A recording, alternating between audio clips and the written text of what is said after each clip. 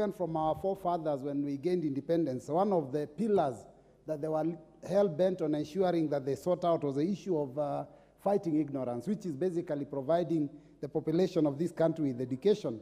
And over the years, Kenyans have proven to be extremely good in academic matters, because if you go all over the world, you find, excuse me, the best scholars are actually Kenyan. And that means basically we have the right people, we have the right breed for purposes of education. But Madam Speaker, the government of the Republic of Kenya over the years has continuously, constantly bungled the matters of education. And Madam Speaker, I'm saying this because one of the things that you notice that over the years, systems of education keep changing. And you know, many times you cannot even get a clear-cut reason apparently for why the changes are occurring. I remember when I was young, there was systems that had existed before where the education system was such that there would be an exam, I think at standard 3 or grade 3 then, called intermediary, then there would be other exams going forward. I went through a system where we had seven years of primary, 4 of secondary, 2 of A-level, and 3 at the university. Afterwards, there is the one that they call the 844 system, which is now being scrapped for the new CBC. But Madam Speaker, you notice, every time we have these kind of changes, there's investments that are made that sometimes go to waste. If you go to our rural areas, most of our primary schools have got a classroom that existed that was called a workshop that was earlier used for pre-technical subjects, art and music and art and crafts, and now they are defunct, they're not being used. So a new system comes in, and we are supposed to now look for laboratories, look for extra classes. So, Madam Speaker, I think we need to be very, very careful to ensure that whatever system we come up with, we can live with it for a long, long time. If you go to the developed world, they don't keep changing the education system every 5 or 10 years or after every major election. We must come up with a policy in education that will last for time immemorial. So that if we are going to introduce any changes, they are minor, not major changes that will leave some of our facilities without being used. Madam Speaker, now the new system has reintroduced subjects like art, music, pre-technical, and these subjects require new facilities. The facilities that were not used for many years had already become, voided, and some of them had even been brought down. So, Madam Speaker, it's important that the government does a good job. I want to support the idea of the new education system. I think it's a brilliant idea. The CBC education system is very clear, and it's actually emulating some of the developed countries. But, Madam Speaker, as we emulate that, we must ensure that we do proper planning. And planning for education means that we deal with the issue of curriculum, the issue of staffing, and the issue of funding. Madam Speaker, that is where I feel that as a government, as a country, we have failed. Now, CBC started in 2015 with the PP1. 8 years later, we have never put in place plans for ensuring that we have enough classes, we have enough labs. We have not ensured that the teachers that are going to teach this system have been trained, because even now, what we are churning out of our education, our teacher training institutions, is still the training that is for 844. So it's really, really unfortunate. And Madam Speaker, what happened is that the government, in its knee-jerk responses, decided that we will train the teachers that will be teaching CBC. And the teachers that were taken for this training, which was just basically, in service training, for like a week or 2 weeks or 3 weeks, was generally for the teachers that were teaching lower primary schools. And Madam Speaker, what if the research shows that those teachers that were teaching lower primary schools are mostly the mature lady teachers, female teachers in our rural areas. And when they were taken for training, when they came back, they refused to teach that system and passed it on to the younger generation and told them it is you who can do this training. Unfortunately, that training actually went to waste. And so you find that many of the teachers that are involved, up to now, they don't understand the system. Now, JSS, Madam Speaker, is JSS is a very good concept. But Madam Speaker, there is a very major mess in the manner in which the JSS has been introduced. First, you remember, we were told that the junior secondary schools would be in secondary. And so every secondary school in Kenya was facilitated to put up a classroom. Madam Speaker, those classes up to now, we have very many questions about them because the funding was totally inadequate, and some of them are like a half of a classroom size. But they were built in secondary schools. Later on, another policy comes where we are supposed to do these schools, or rather these schools are supposed to be domiciled now in the primary section. And then there was a decision of which primary schools are the ones that will be allowed to host JSS. Madam Speaker, in my constituency, it is a shame that my top performing primary school was not qualified to be able to accommodate JSS. And then the children that were there in grade 6, when they went to grade 7, they were taken to some of the worst performing schools.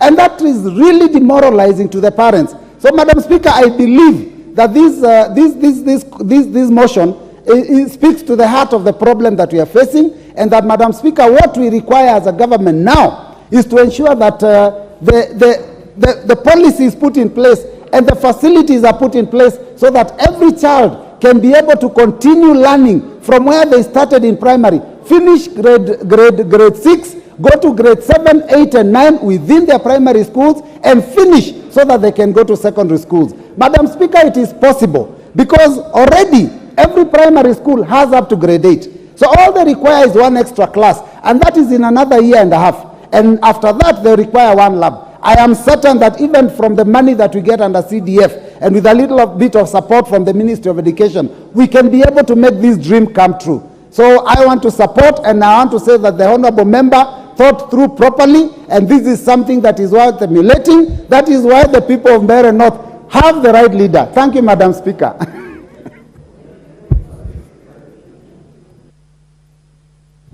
Honorable Dorothy Kiara.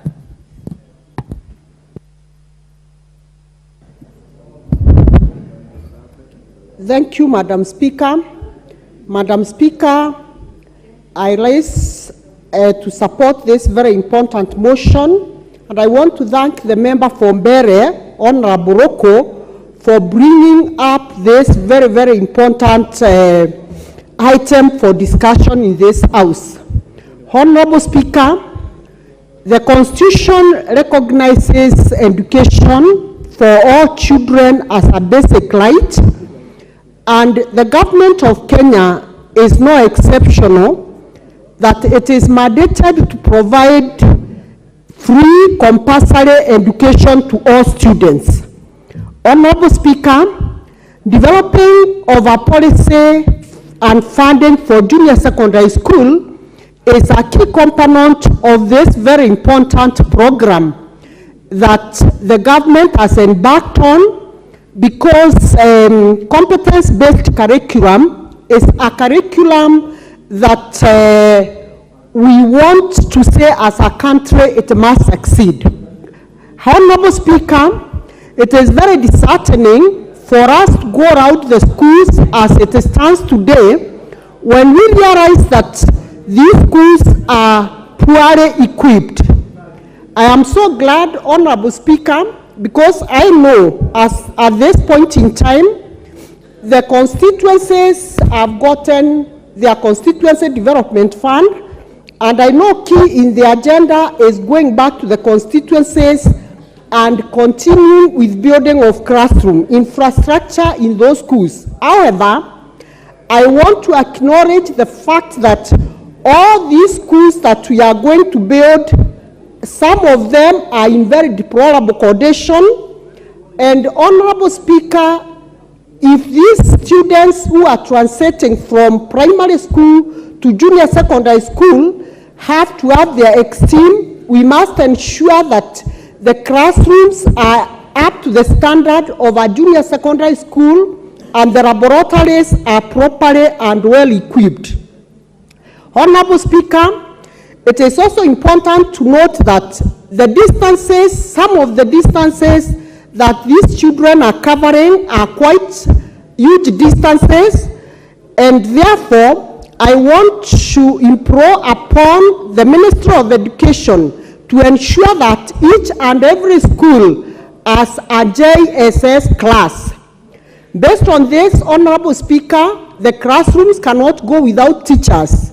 Teachers also are a key component to this, and I want to sort of disagree with the member who is saying the teachers who are trained to take care of JSS are these old teachers who are picked from primary school class 1. Honorable Speaker, I want to disagree because every trained teacher is deployed, and the Teacher Service Commission is very sure that the teacher who is deployed in a certain school will be able to handle that particular class.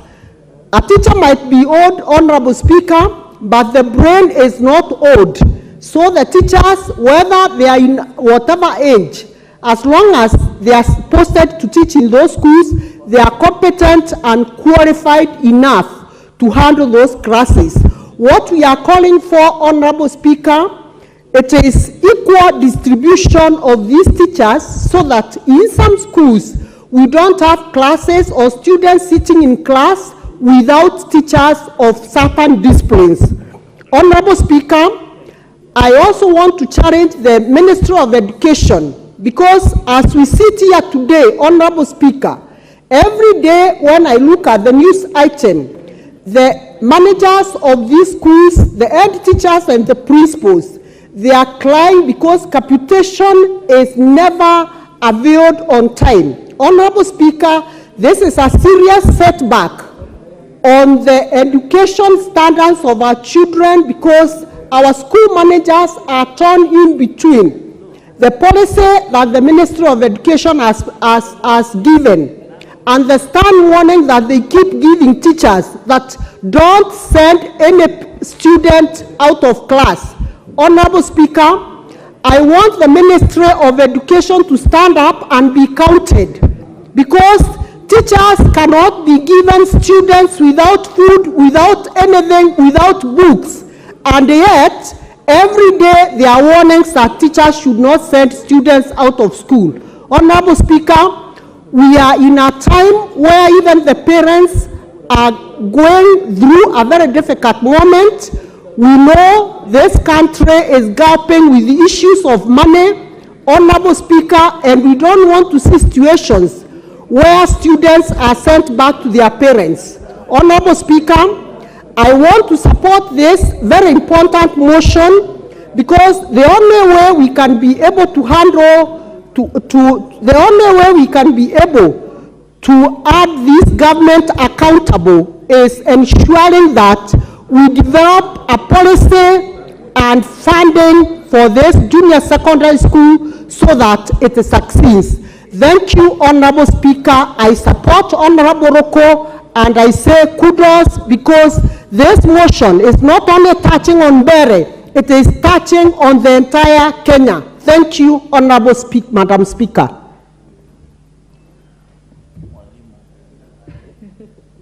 Honorable Member for Baringo North, Honorable Joseph Makila. Thank you, Madam Speaker.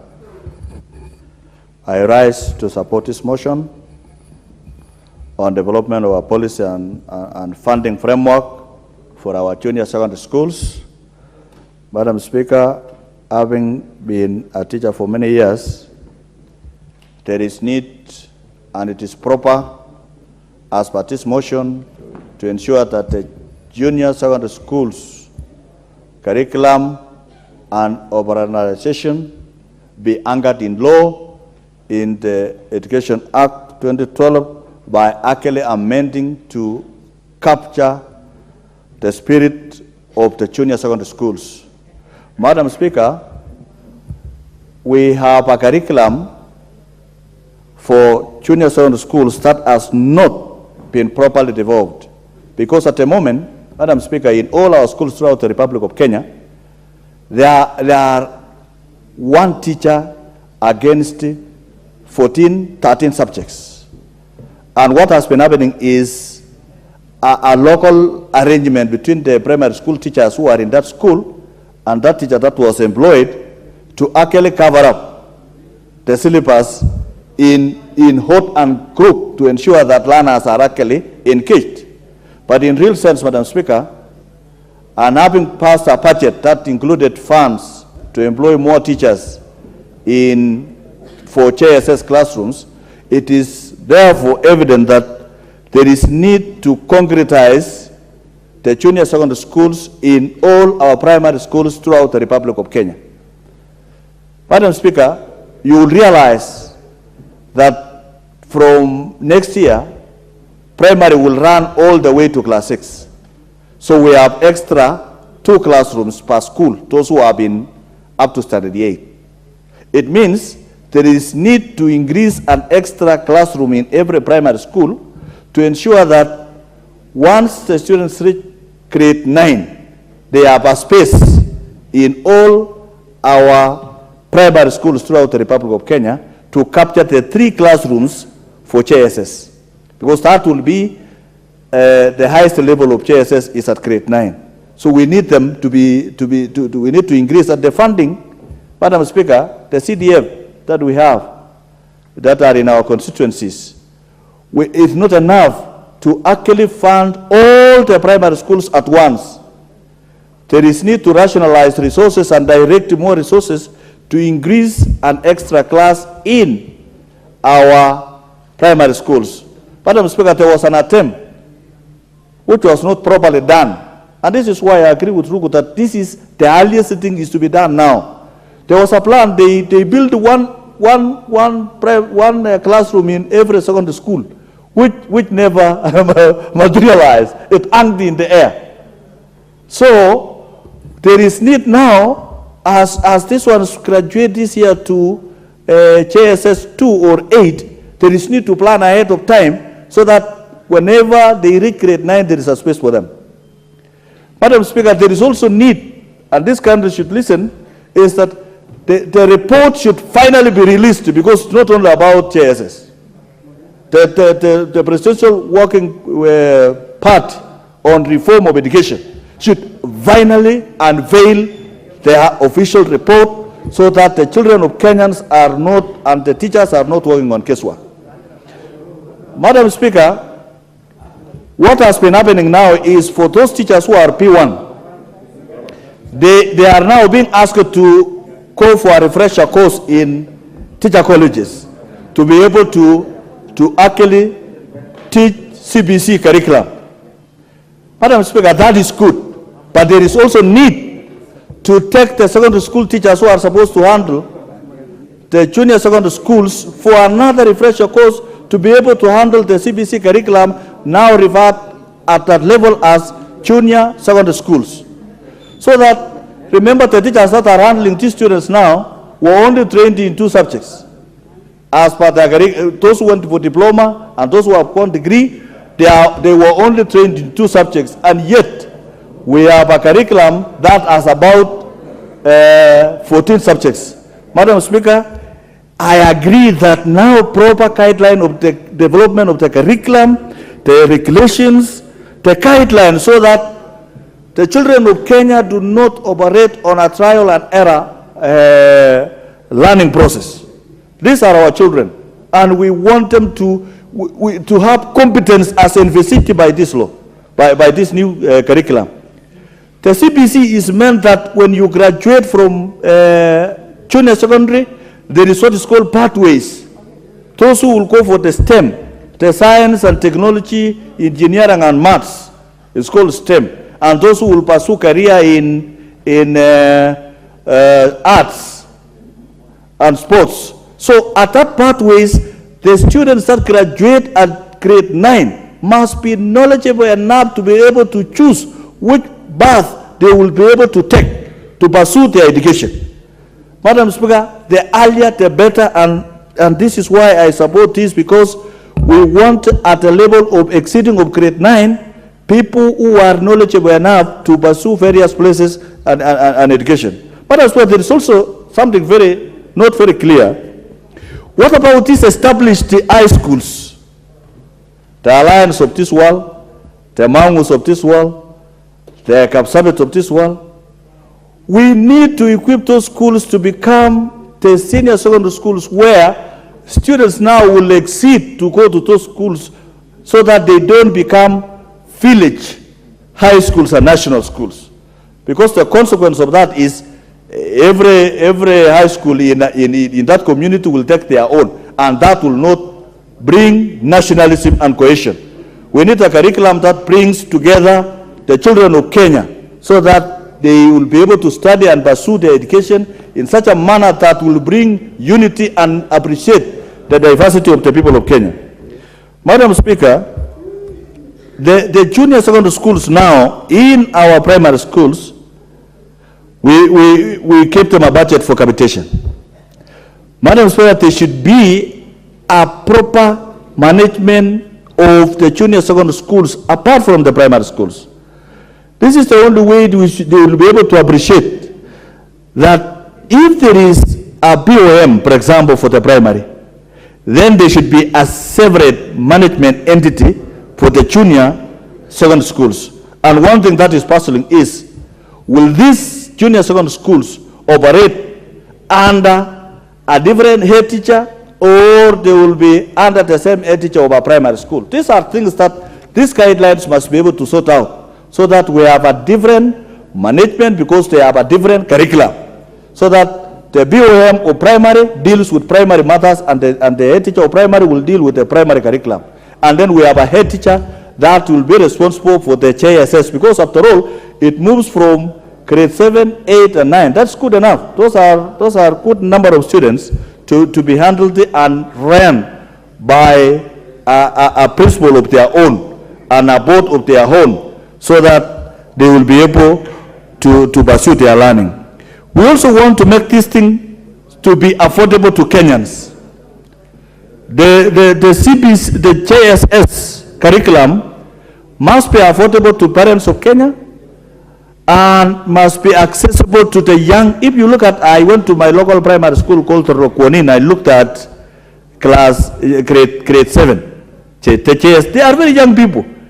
They are not able to track, travel for long distance to attend their JSS classrooms. Therefore, if we have agreed as a nation that it must be domiciled in primary, then every primary school in Kenya must be able to host JSS classrooms in their schools.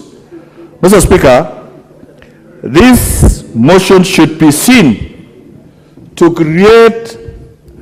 move from being a motion to a bill.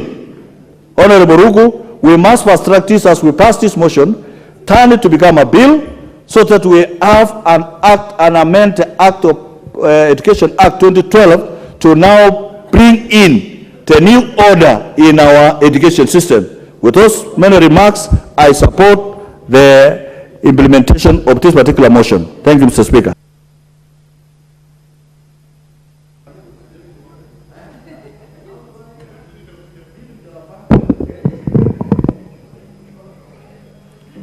Have you? Oh, sorry. That's your chance to speak. Sorry, I didn't hear that, Mr. Speaker.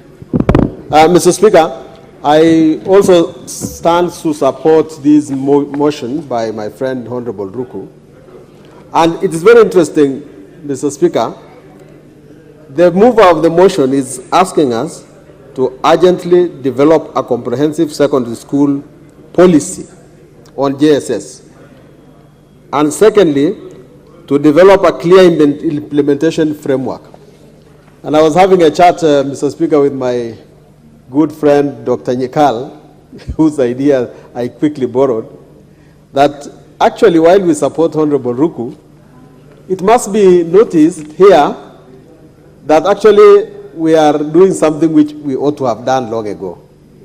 Because, as he says himself, and if I borrow his words, how do you have visitors come to your house and then you start preparing for them? I mean, we should have prepared this thing long ago. But now that we didn't do it, I think it is very good that we start this implementation. When I look at this house, Mr. Speaker, I see two categories of people. I see people like myself who went to 7 years of secondary school, 7 years of primary school, 4 years of secondary, 2 years of high school, and 3 years of university.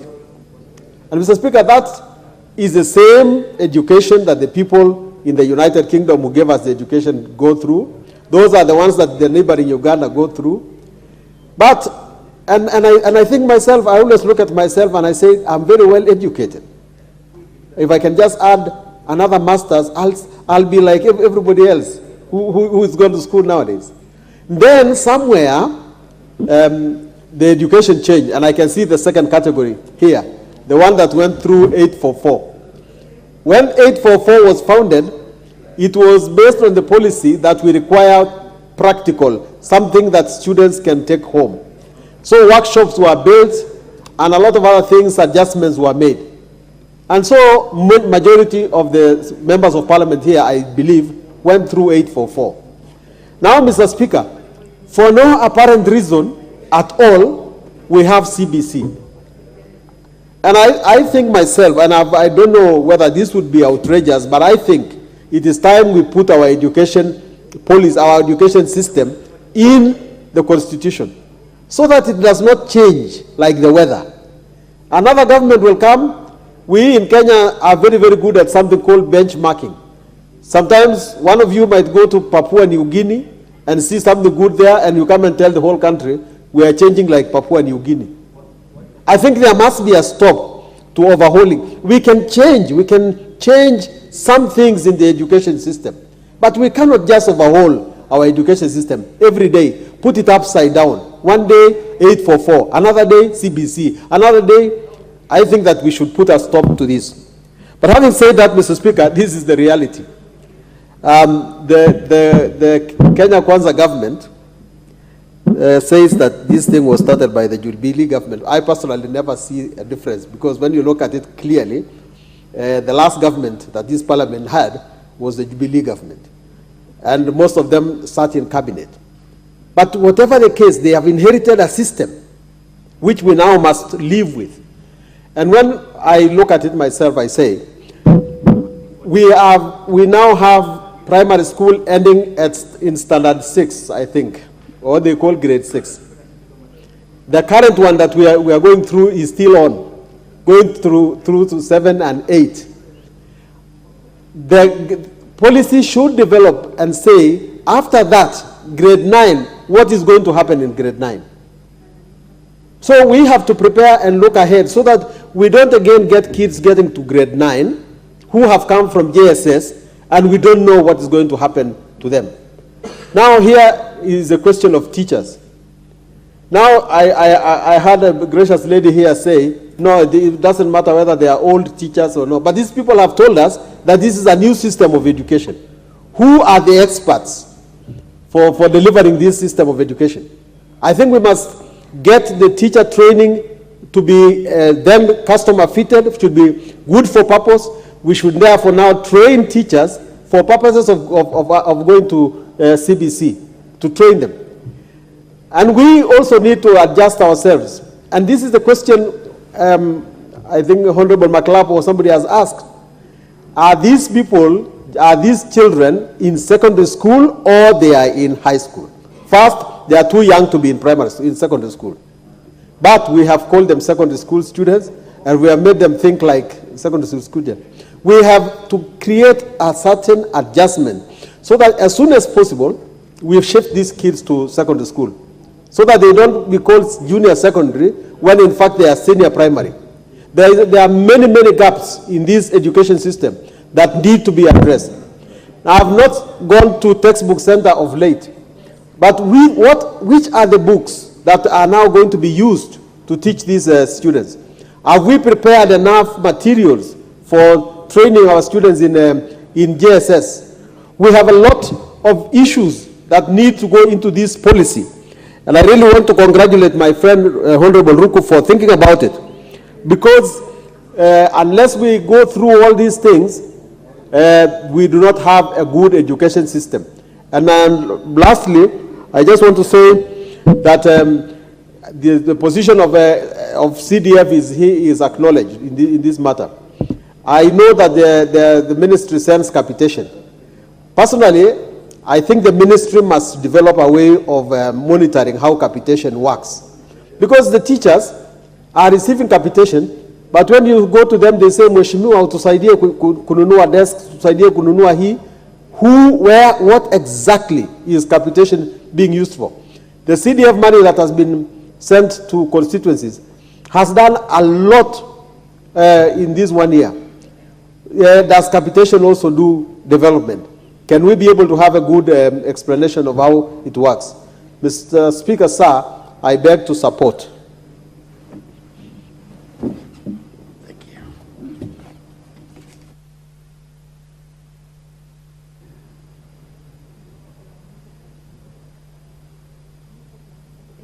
Members, you should be looking at your mics. If you ask to speak, the reason the mics are there is so that you're able to see them and speak. The Honorable Madenge. Thank you, Honorable Speaker.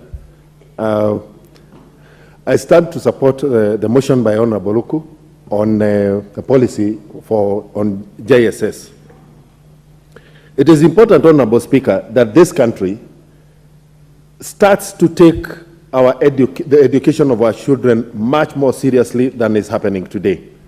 Honorable Speaker, what we find is that despite the CBC program having started literally 7 years ago, when it was time for junior secondary, we started learning around helter-skelter like a country that did not know that this date was coming. And even now, with the patchwork that allowed us to commence JSS in the primary schools, you find that we have again gone back and we are sitting on our laurels, not knowing what will happen by the time the next 2 years are over and it's time for our kids to join senior secondary. More importantly, is that nobody in this country, including the mandarins at the Ministry of Education, can give a clear, coherent roadmap on exactly what we are doing at junior secondary. And it is important, Honorable Speaker, that we do not fail our children. We've been speaking of a lost generation that has disappeared into alcohol and drug abuse. We are preparing at this pace another lost generation that is pursuing JSS unless we can put our acts together. Honorable Speaker, a lot of the JSS children, despite the hardships that are there, have not even been able to coherently and consistently attend school because the new JSS came with a new set of uniforms, new requirements for desks and chairs and books that parents had not been prepared for. And therefore it is important that this motion is taken very, very seriously by this House and the Ministry in terms of restoring order in our education system. Honorable Speaker, the current grading system at Form 4, Kenya Certificate of Secondary Education, is producing a wasted number of our young people in this country. Because when we analyze the KCSE performance, we find that barely 20% of our Form 4 students may attain the minimum university entrance grade. After that, another 28% attain the diploma college's admission grade. And therefore, we have about 15% of our school leavers at Form 4 competing for certificate and craft courses. And Honorable Speaker, the tragedy of this country is when we find that even a voluntary service like NYS requires our graduates to have a D plane at Form 4. What are we telling our young people in this country as legislators and leaders in terms of the plan we have for their future? And no wonder we have a crop of very many young girls and boys who are literally present in every shopping center in this country, saying they have nothing to do except indulge in cheap liquor and alcohol, that as a country and as a leadership, we have failed to curtail its production and distribution. We are poisoning our young people as we watch, as traders have taken our country hostage because they want to make money at any cost. The formulation of a coherent policy, clear and well understood by not only our students but also our parents, will give a clear roadmap for the desires of our young people.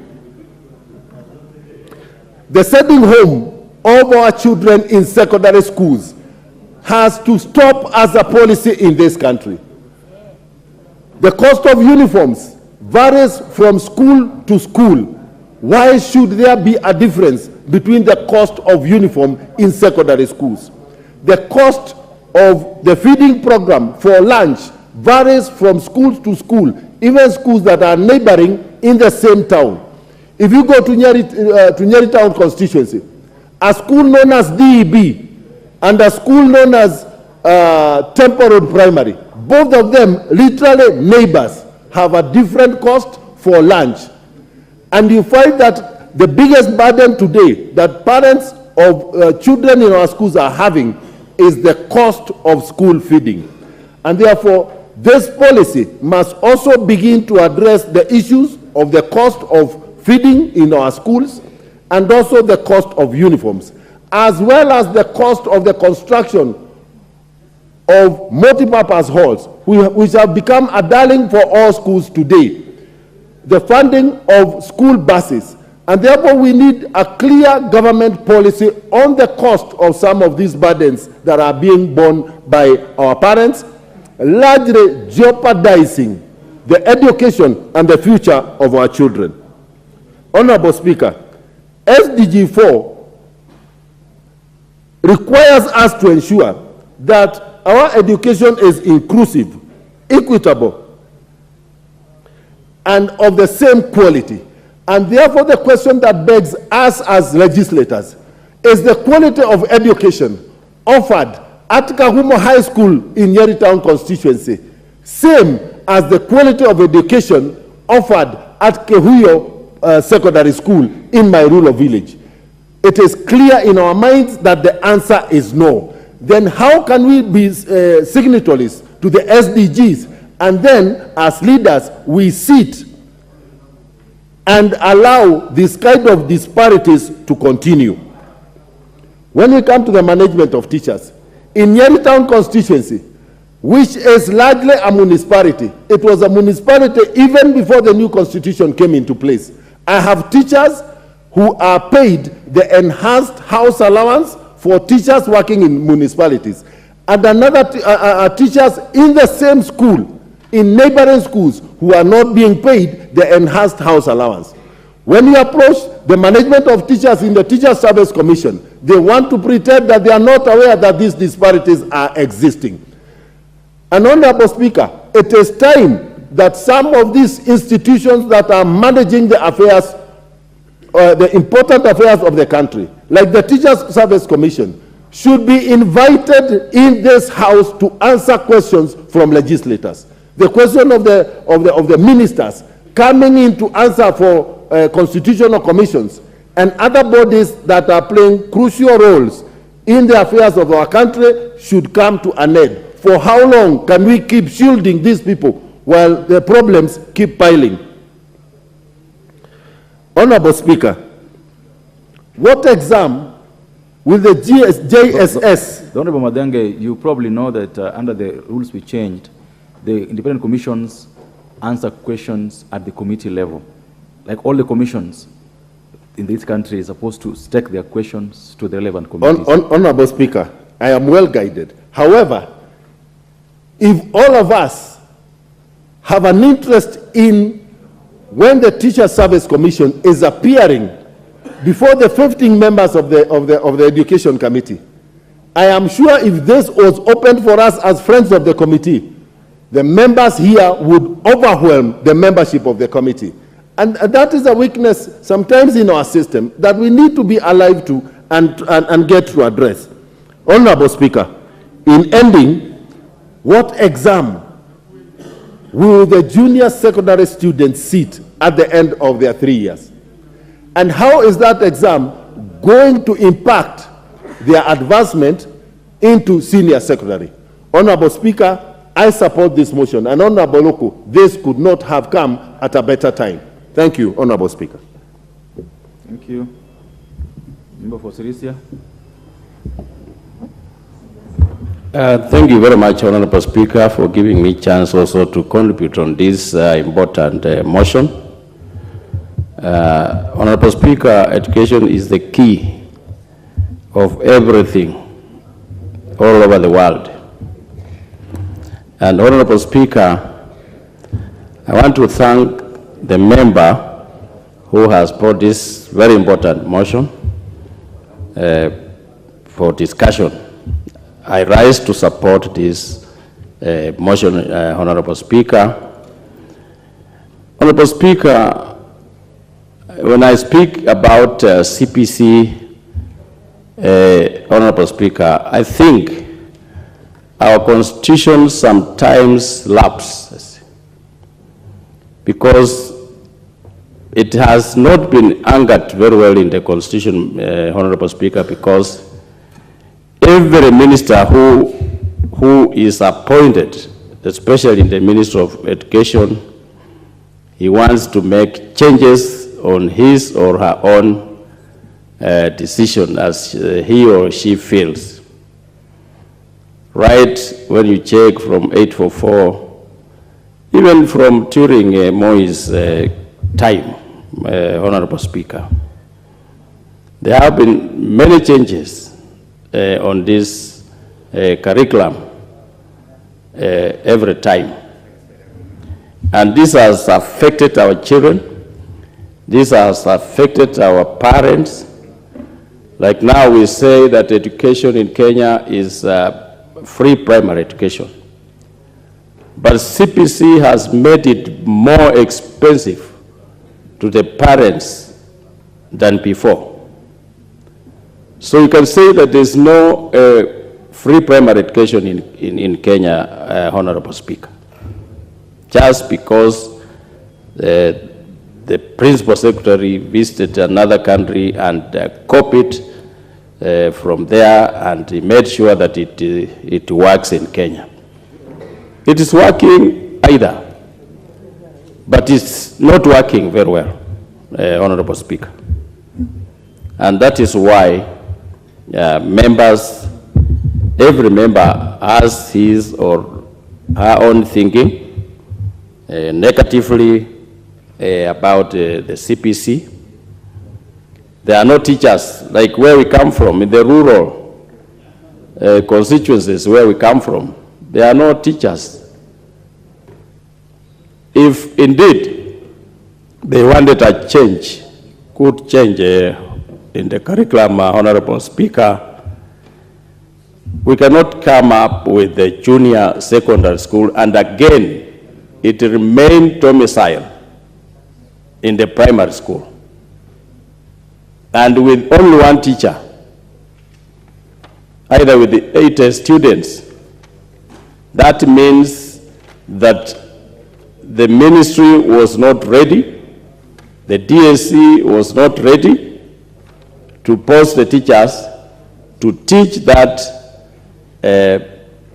the new class that has been promoted from primary, and then it remains again there with no teachers. So the government must do something. One, to remove school fees, paying a lot of money, and again the practicals which they do, Honorable Speaker. They send children to bring chicken to school, to slaughter for practicals. If it is a class has 100 children, it means they are taking 100 chicken to school, Honorable Speaker, for slaughter, to make teachers feel fat, enjoy eating chicken from parents.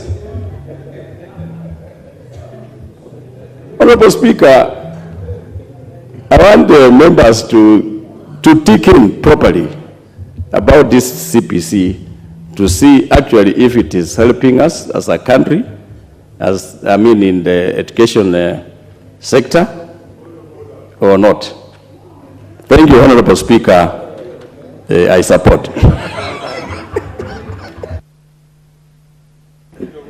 The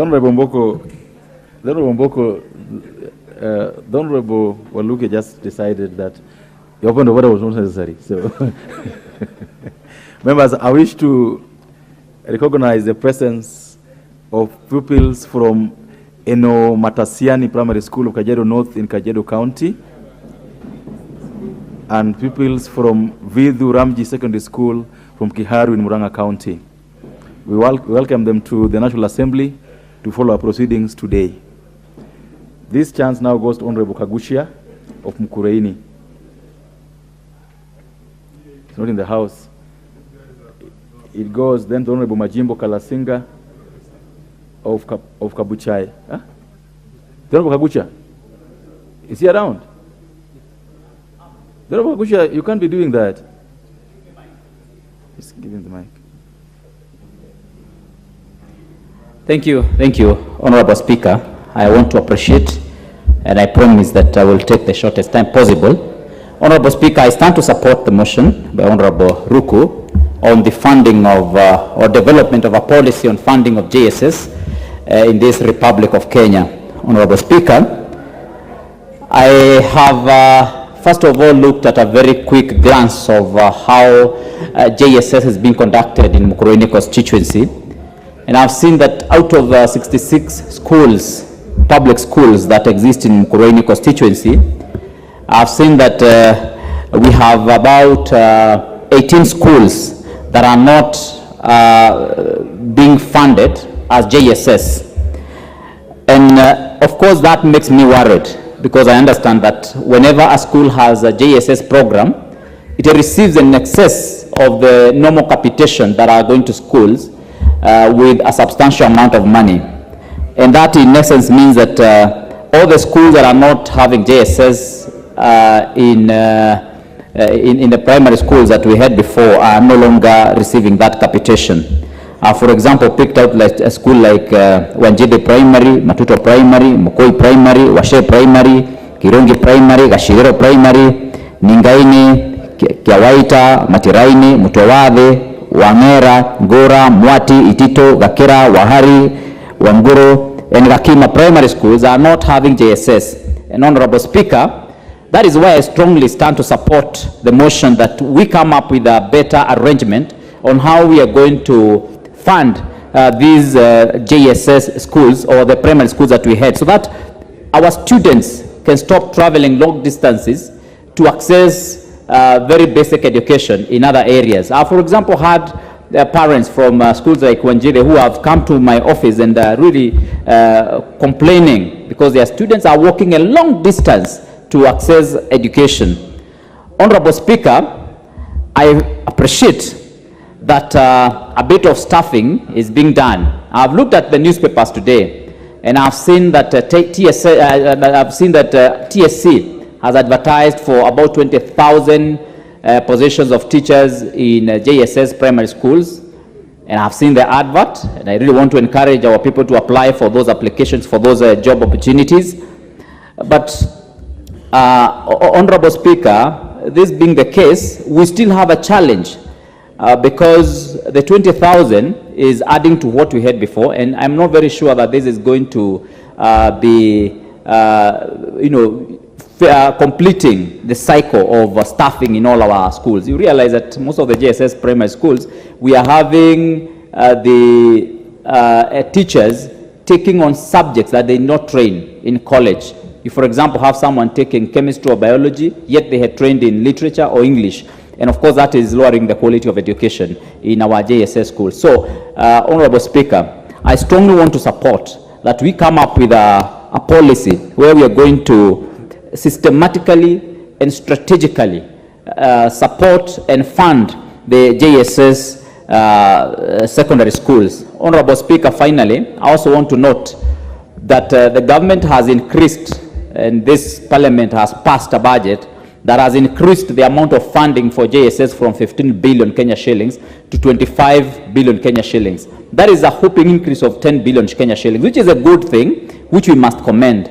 But can we then have a policy by the ministry together with TSC, which is going to properly guide how this funding is going to be implemented in schools, so that we're able to balance between the staffing, the infrastructure, and we're able to also look at the primary schools that did not receive the JSS, because basically we are simply killing those primary schools that are now up to class 6 or grade 6. Honorable Speaker, I please beg to support this motion and congratulate my honorable member Roko for having brought this useful motion to this assembly. Thank you, Honorable Speaker.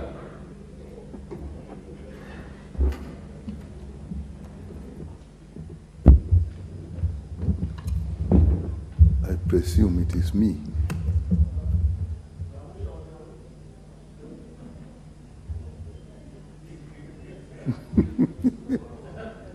Speak up. Member for Seme, proceed with your contribution. Okay. Thank you, Mr. Speaker. I rise to support this. Just order. I'm seeing everyone look at me. I've given 8 this side, 7 this side, without a single member from this side since we started this debate. Not one. And I was the earliest this side. So just relax. Just relax. It's to ensure that we are a house that has minority and majority. So it's my duty to ensure that both sides speak. Thank you, Mr. Speaker. When you look at orphans well, you get blessed. Now, I rise to support this motion, and I really must appreciate and congratulate Honorable Ruku. There are times that we put aside politics and look at the welfare of the nation, and this is one such time. Mr. Speaker, if you look at what Honorable Ruku is asking us, that we need to set a policy, guidelines, and implementation framework for a project where pupils are already in class. How far can you be with putting a cart before a horse? It is even shameful that we are talking about that and the children are already in class. If you are still talking of policy, guidelines, implementation framework, do we even have an implementation timeline? How these kids will move? Honorable members here were saying, proposing how kids should move and where classes are. These are things that should have been in the books before we started. Because this is planning. This is making things work. This is not impressing people. There's a difference. If you are looking for vote, yes, well, it would work. But if we want to educate our children, we must go the way Honorable Ruku is proposing, and it should have happened earlier. What do we have an infrastructure needs? Do we know?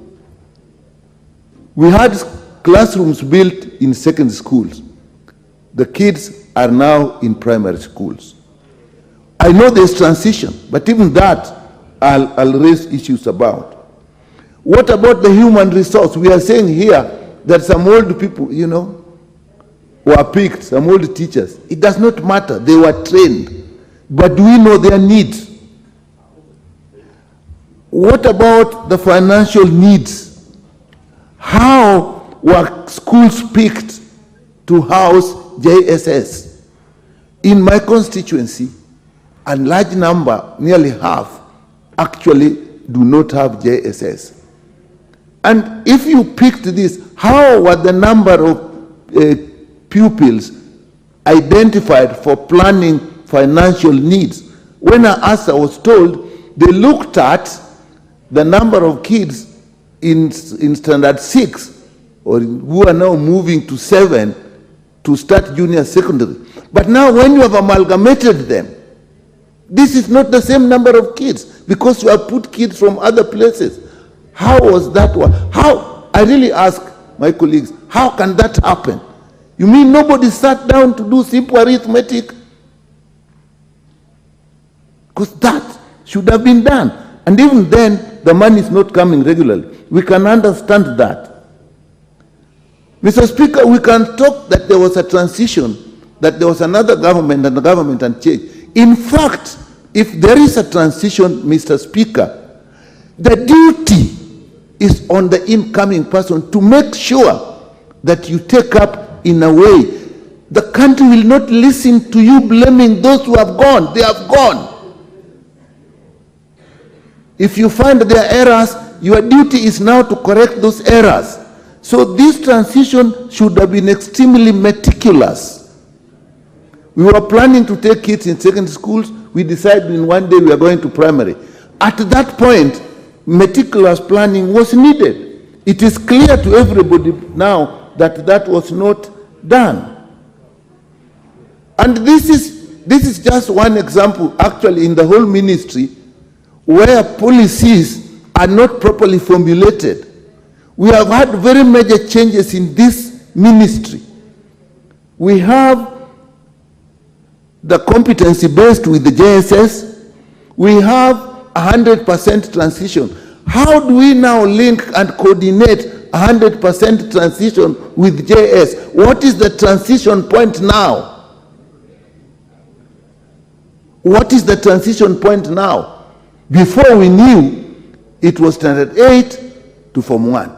Now, we have junior secondary. So where is the transition point? Where is the 100%? We have just come from the issue of delocalization and relocalization. How do you harmonize that with JSS? How do you harmonize that with 100% transition? The main purpose of competence-based is that the kids should have practical skills. In the infrastructure planning, school classrooms, we seem to be okay, we can be okay, because CDF had put out a lot of classrooms in my constituencies. All the JSS classrooms are in classrooms that we built in primary schools for those schools. Now they're being used in a way, in a very good way, they're being used to house JSSS. So again, his Honorable Ruku's idea that how we use CDF is welcome. But if it is competence-based, there are two issues in infrastructure that I don't hear about. Are we going to have laboratories or are we going to have workshops? When those chicken that the Honorable Member was talking about, are they going to be slaughtered in a workshop or are they going to, the ones that are slaughtered, the ones that will be eaten, I know where they'll be slaughtered. That's not a problem.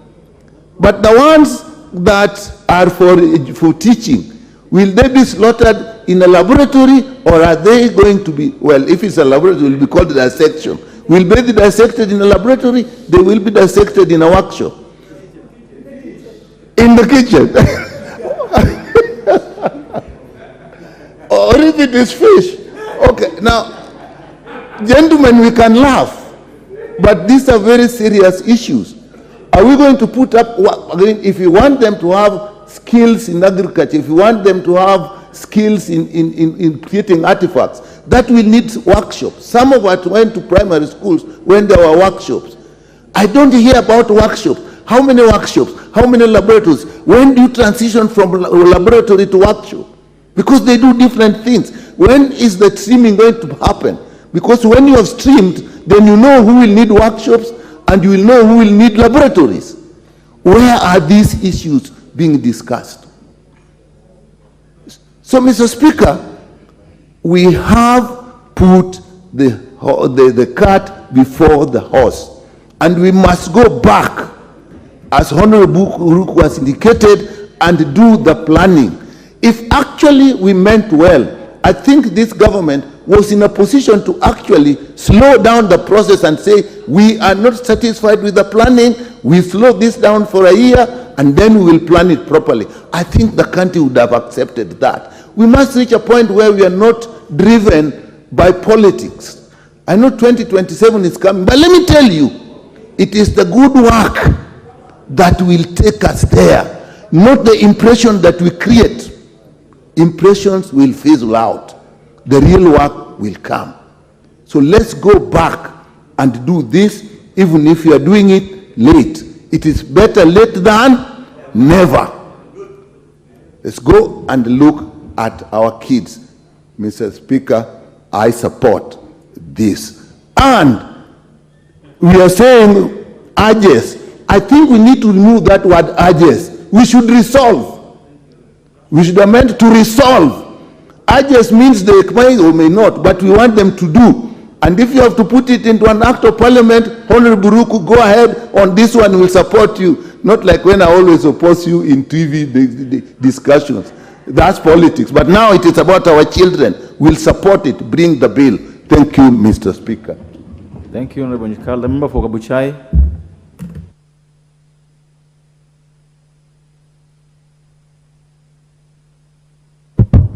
Thank you very much, Honorable Speaker. Honorable Speaker, I think Honorable Ruku, Member of Parliament from Mbeere North, has done a very good job. We have a lot of issues that this bill will address, Mr. Speaker. We want it to address several issues. And Mr. Speaker, if we have to go even back and see, if we have to address the confusion that was placed last year, Mr. Speaker, when even CBC classes were built in secondary schools. Not only that, Mr. Speaker, even the contractors who did this job, up to date as I speak, Mr. Speaker, have not been paid. The contractors, Mr. Speaker, are being auctioned.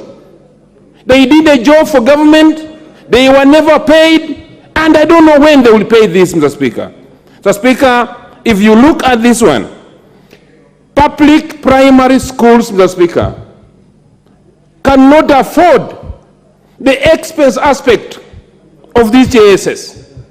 Mr. Speaker, yesterday, I was speaking to my daughter, who said that in their school they require 8,000 for home science. To me as a member of parliament is no problem, Mr. Speaker. But what of that child of a border in Nakitumba primary school, where he cannot manage that amount? Mr. Speaker, as Honorable Nyikal said, I want now to agree in totality that this program was started before the policy. I wish Honorable Ruku was there before CBC was put in place. Thank you very much, Honorable Ruku, for thinking ahead, though late, but with this policy, we can change things for the betterment of our nation. This is the time where we are bringing heads together. Last week, Mr. Speaker, I was at home. We were having secondary schools, games and sports. Mr. Speaker, there is a confusion. Junior secondary schools, students cannot play in secondary school games. Neither can they compete in primary schools. Mr. Speaker, they are standing between. If they play in secondary school games, the junior ones mock them. You are supposed to be in second. We must place the right things first. I was wondering, Mr. Speaker, but now that it has come here for address, let us give this thing first priority. As I support this, Mr. Speaker, let us give it the first priority. Also, let's look at some schools that cannot manage. If this JSS was expensive enough and government had not planned for it, it would have waited. It would have looked first for money. So, Speaker, if you come and see some of the facilities, we have very good private schools, Mr. Speaker. Private schools have the best laboratories, they have good libraries, and Mr. Speaker, they are getting a due advantage ahead of the public schools. What are we going to do? So, Speaker, if you tell us that they will be sitting for exams during grade 9, what are we putting in place so that these exams reflect a transition that is proper from now junior secondary to senior secondary? If I were asked before, Mr. Speaker, I wouldn't have named the junior secondary. I would have named the senior primary. Because when it is senior primary, Mr. Speaker, the teachers in primary schools will be comfortable to teach. You know very well, Mr. Speaker, that teachers are given guidelines. The policy does not allow a primary school teacher to teach in a secondary school. But as I talk today in Sikusi Primary School and Namilama, Mr. Speaker, teachers handling junior secondary schools are only 2 or 1. handling 18 subjects, Mr. Speaker. What did we do? Honorable Ruku has brought well this so that we discuss properly. We iron out things that we don't have and do it in good faith and put these things ahead so that should we move out of this thing, move out together and do it things properly, Mr. Speaker. Mr. Speaker, as I speak here, when I was looking for votes in Kabuchai constituency, we were saying that the moment we take over this office, we shall remove CBC because it was expensive. Parents were not managing. But now, even with the more expensive life, Mr. Speaker, we need the government to totally take over the expense aspect, so that parents cannot be missed, some students cannot miss classes because of this, Mr. Speaker. So, Speaker, all along, I've moved around here, and how I wish that the people in Mbeere who elected Honorable Ruku repeat again and elect him again, Mr. Speaker. Thank you as I support this for the correct of this nation, Mr. Speaker. Thank you very much, Mr. Speaker. Ndikiri. Please give me the mic. Thank you, Mr. Speaker. Let me apologize first because somebody picked it. The Honorable Ndikiri was way ahead of you on this list. He just doesn't have a card. And somebody picked my card and my phone.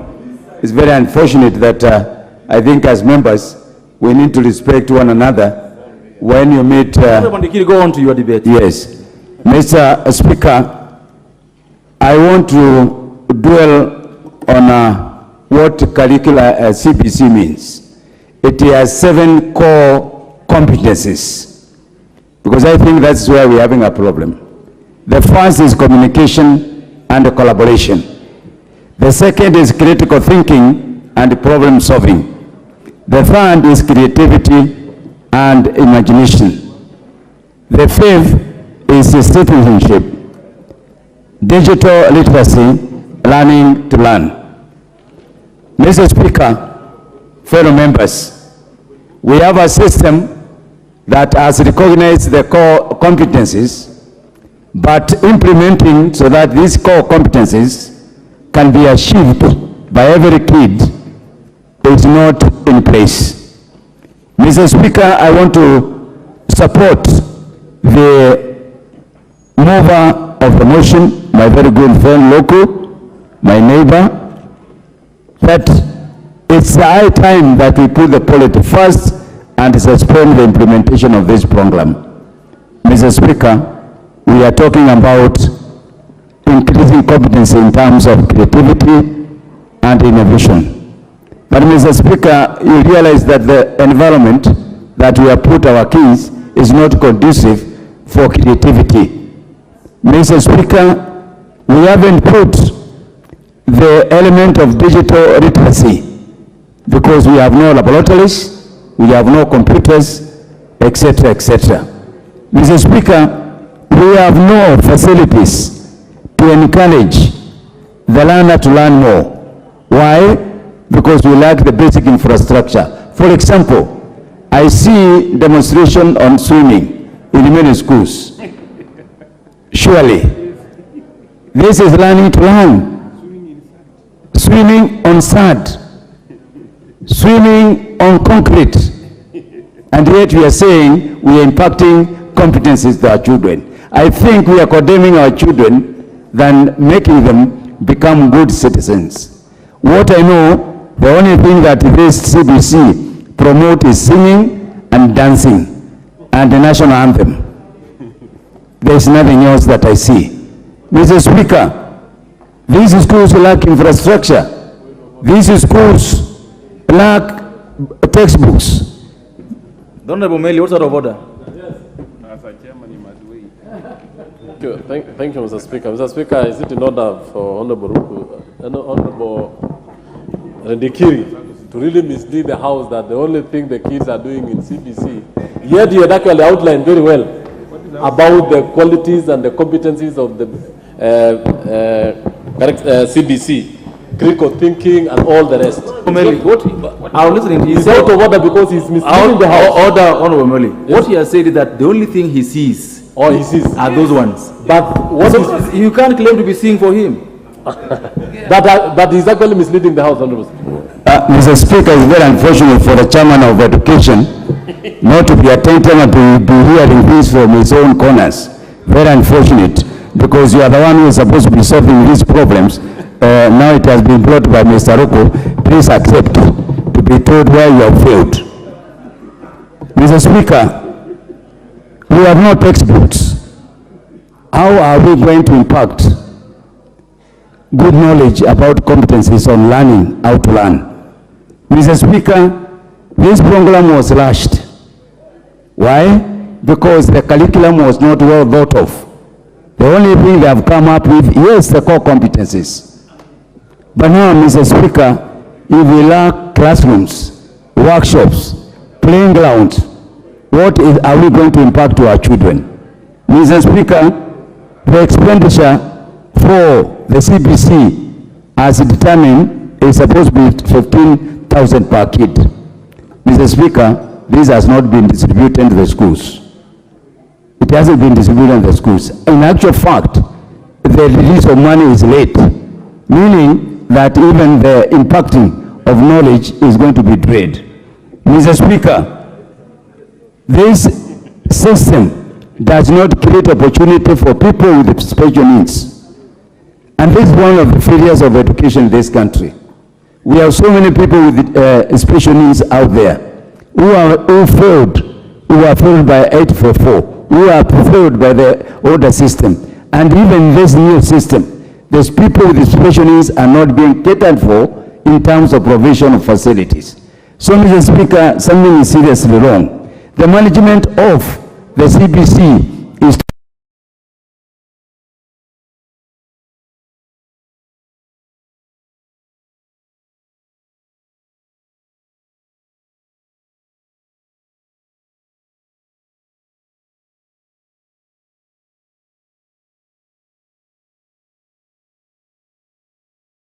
we are condemning our parents. Many of them are very poor. We are telling them to provide equipment that the government is supposed to be providing. In actual fact, at the end of the day, you are going to find that parents are the ones that are going to be providing more than the government. 15,000 shillings per kid is not enough. It's not adequate. So you find the burden is going to be borne by the poor parents.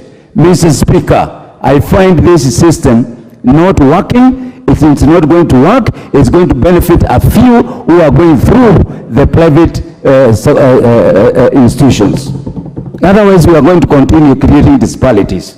Mr. Speaker, let's take for example, my constituency has 87 primary schools. Out of those 87, 17 have been condemned that they cannot host junior secondary. Why? Because they are told they are less than 35. These children are forced to walk for 10 kilometers away from their school, meaning the government in its policy has become discriminative, because you can imagine a kid walking for 10 kilometers, just because the school does not have 35 pupils in the school. So, Mr. Speaker, I support the activity, I support the motion that has been brought up by Mr. Oluku, and say this: it is time. Education is the only thing that is going to bring everybody together, equality. But with this system, I doubt whether it is going to do. I thank you, Mr. Speaker. Good. Thank you. The member for Kitui South.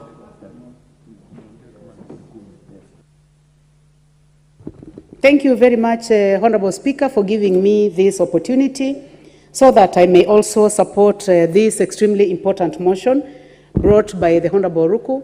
And I would like to first of all congratulate the Honorable Ruku, Honorable Speaker. Having sat in this House for the last 10 years, I have seen him come with very important motions and also prepare himself to support extremely important bills in this House. So I would like to encourage him to continue. Mr. Speaker, as I start supporting this motion, I would like to start with numbers. Honorable Speaker, the issue of JSS is extremely a matter that has to be discussed in this House. I have a total of 275 primary schools Honorable Speaker, that tells you that I have over 300 schools in my constituency. I know that people are shocked because there are members of parliament who have 4, who have 10 primary schools, others who have 20. We have people seated in this house, members of parliament who are taking care of more than 300 schools, and I'm one of them. And Honorable Speaker, out of the 275 schools, 100 primary schools have been condemned that they cannot host a junior secondary school. Mr. Speaker, this already discriminates the children of Kitui South because there are children who are walking through valleys, going up hills, going to look for a place where several schools have been put together, and now they are the ones who are being seen as the JSS. First of all, Honorable Speaker, I want to agree with the Chair for Education, the Honorable Meli, that truly CBC is not bad. Because, Honorable Speaker, this world is led by people who can communicate. CBC is training children to be communicators, to be able to collaborate, to be able to be critical thinkers, to be imaginative, to be creative, to be courageous, to be able to be good citizens, to be able to be digitally literal, or rather digital literacy.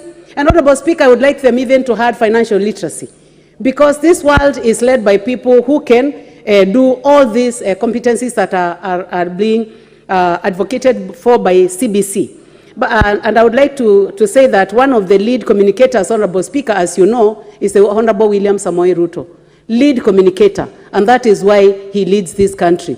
So, Mr. Speaker, going back to this matter raised by the Honorable Ruku, is that the Ministry of Education must give us a proper linkage between the Education Act of 2012, the Basic Education Act of 2012, link it properly to all the other amendments that have been done within education laws, and link it up properly with the CBC.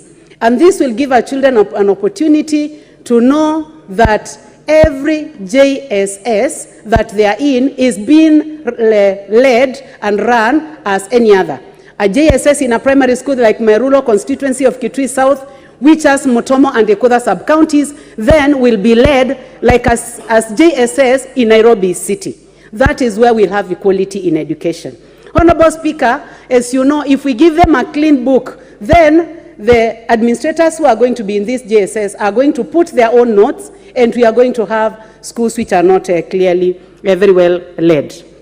Honorable Speaker, as members of parliament, we have put a lot of money in managing our schools, both primary schools and also JSS. It is important that when we put money in the JSS, that the money is put in good use. Mr. Speaker, I am calling upon the Ministry of Education and our former colleague who is there, the Honorable Machogu, that he must say that if there is a primary school, then there must be a junior secondary school.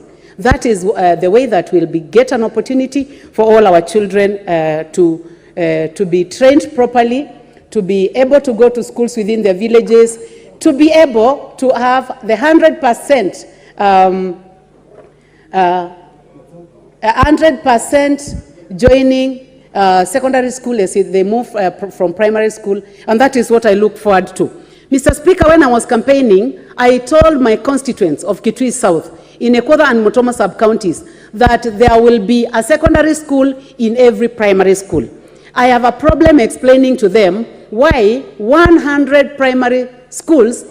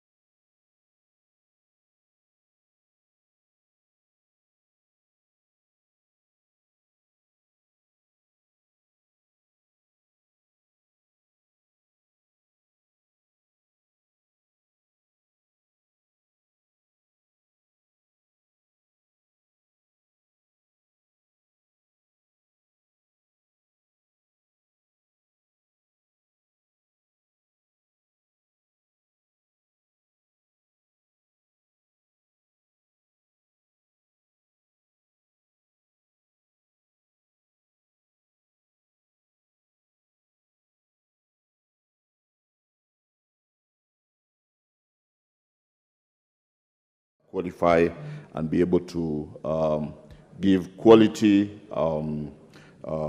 kind of work to this country. Mr. Speaker, the JSS, the junior secondary schools, was started in a hurry. It was actually rushed because the ministry, or the government for that matter, had started by putting up classes in secondary schools, meaning that they wanted the junior secondary to be domiciled in our secondary schools.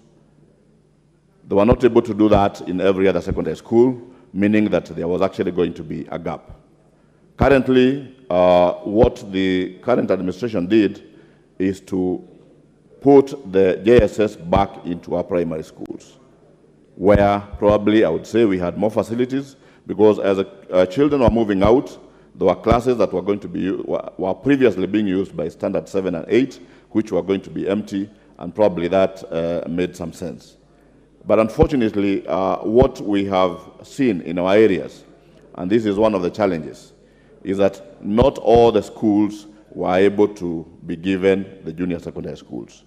In my area, we have schools like Makwiny, Ngesho Primary, Kagwe Primary, and several others, where children are being forced now to walk long distances to go to schools where the junior secondaries have been domiciled. My thinking would be that, as Honorable Roko has put it, that we need to develop a policy on the JSS, or the junior secondary schools for that matter. Most of the schools, you find that they have only 2 teachers. And as my colleagues have said, you'll find that these are teachers who are trained in particular subjects, and not like the primary school teachers who would probably be able to teach several subjects. Meaning that the children in JSS are missing out, and as they continue now learning in class 7 and going into class 8, I'm sure the syllabus or the curriculum for that matter is not being properly covered. In my own thinking, Mr. Speaker, if we as a parliament and the government were to sit and come up with a proper policy, I would think of a one-stop shop where we come up with a kind of a complex, where we start now with the junior primary schools, the JSS, and the secondary schools in one complex. Because even now, where we have been able to put now the JSS in the primary schools, there are a lot of facilities that are missing. We don't have laboratories, meaning that if they want to do anything practical, they will have to look for the secondary schools where they are. Supposing now where they have the junior secondary school, there is no secondary school nearby. It means that these children are not being able to be taught properly. Mr. Speaker, if we had one complex, it would mean that the facilities that are being used by the senior secondary schools will still be able to be used by the junior secondary schools. And the transition would be easy because the students would be within one particular complex.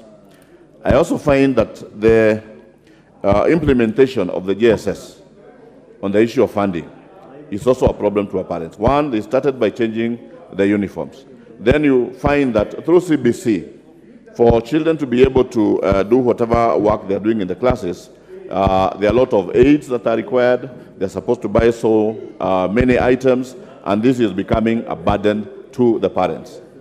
Mr. Speaker, I would say that as we come up with the policy and the issue of funding, one, there is the issue of the capitation. Within the capitation, the government should ensure that there is money for every child to be able to cater for all the aids, as they have been doing before, where they're providing through capitation money for buying textbooks and all that.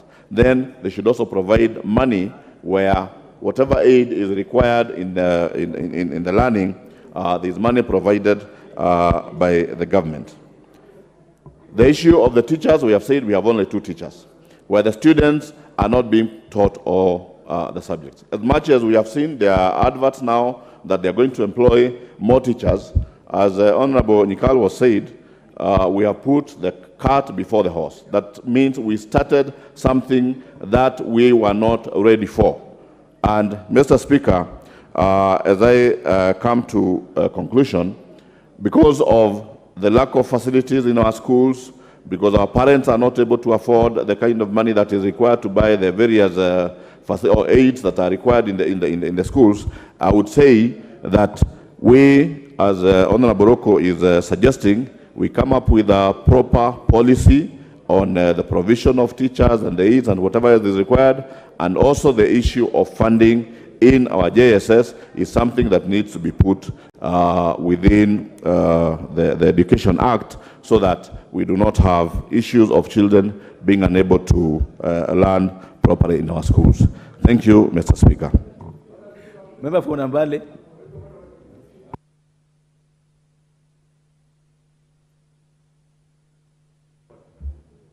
Yes, Honorable Mutunga. Thank you, Honorable Speaker. Honorable Speaker, this is a motion that everyone has an interest in. And I believe everyone would like to express themselves and to be seen to express themselves by their constituents. Honorable Speaker, if we let everyone speak for 10 minutes, we will not go half of this House.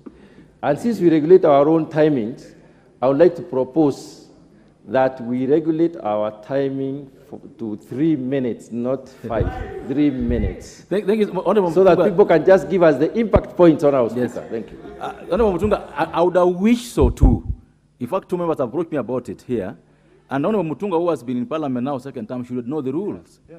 That even me, I would wish that members, and we've done this sometimes before, members, that where there's a motion that has so much interest, and you didn't move a motion to reduce time at the beginning, it is upon you, if you wish, to speak for 3-4 minutes. So I would wish going forward, as I leave, that members speaking should speak for 3-4 minutes to enable other members to speak. Otherwise, we failed at the beginning to regulate time, so you cannot stop a member from speaking for 10 minutes. That's how it works. So in future, I think it's good for us to know that it's a motion, and even the move of the motion, you can always advise that this will have so much interest, then we can regulate time. I'm already taking so much of your time. Honorable Member for Nambale, go ahead.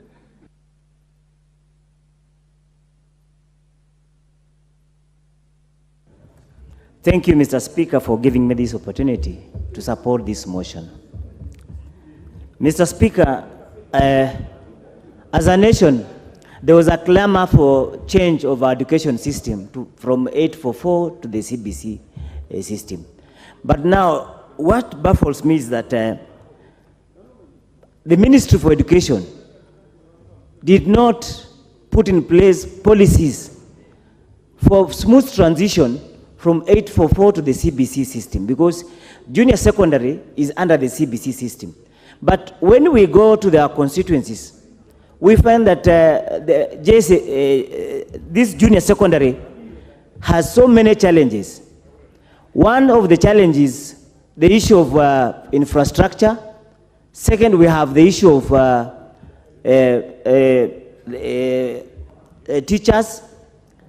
And the question that comes is that the Constitution under Article 53 provides that every child has a right to basic education.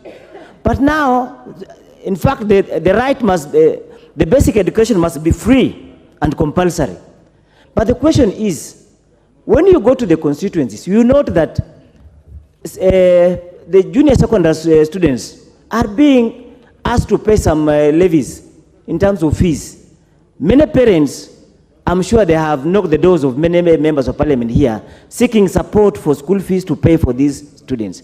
So the question that we ask ourselves is this junior secondary education free as envisaged under Article 53 of our Constitution? Are we transiting well when moving from the 844 system to CBC, whereby we have junior secondary, but it appears like the ministry did not prepare well because there are no laboratories, no teachers. Some schools, even in Nambale constituents, we find like Mwenge Primary, we have only 2 teachers, and Igara Primary, we have 2 teachers handling the junior secondary education. So the question is, has the ministry put in place proper policies and mechanism to ensure that our children achieve this right that is enshrined under Article 53 of the Constitution? So I wish to thank Honorable Ruku for coming up with this particular motion that is very, very important in support of the rights of our children. So, Madam Speaker, for junior secondary school in Nambale constituency, we have so many challenges that we urge the Minister of Education to come up with a proper policy and finances to ensure that as members of Parliament construct these laboratories and other classrooms for the junior secondary, the ministry should also top up the funds to ensure that we have enough laboratories, we have enough teaching materials, and also enough teachers so that the children can realize their dream. The other question that we ask ourselves is that we say that basic education is free. The question that follows is the JSSC a basic education, or is it a secondary education?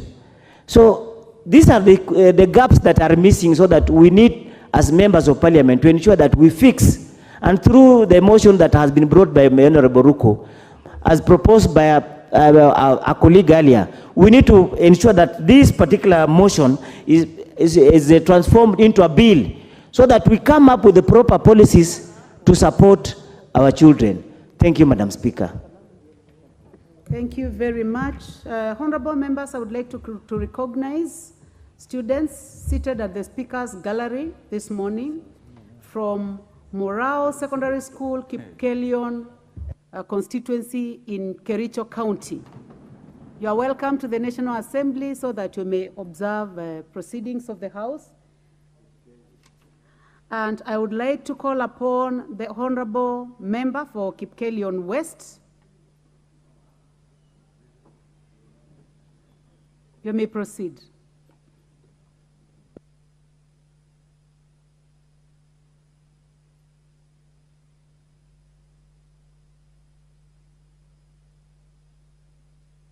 Please give the member for Kipkelion West the mic. Thank you, Madam Speaker.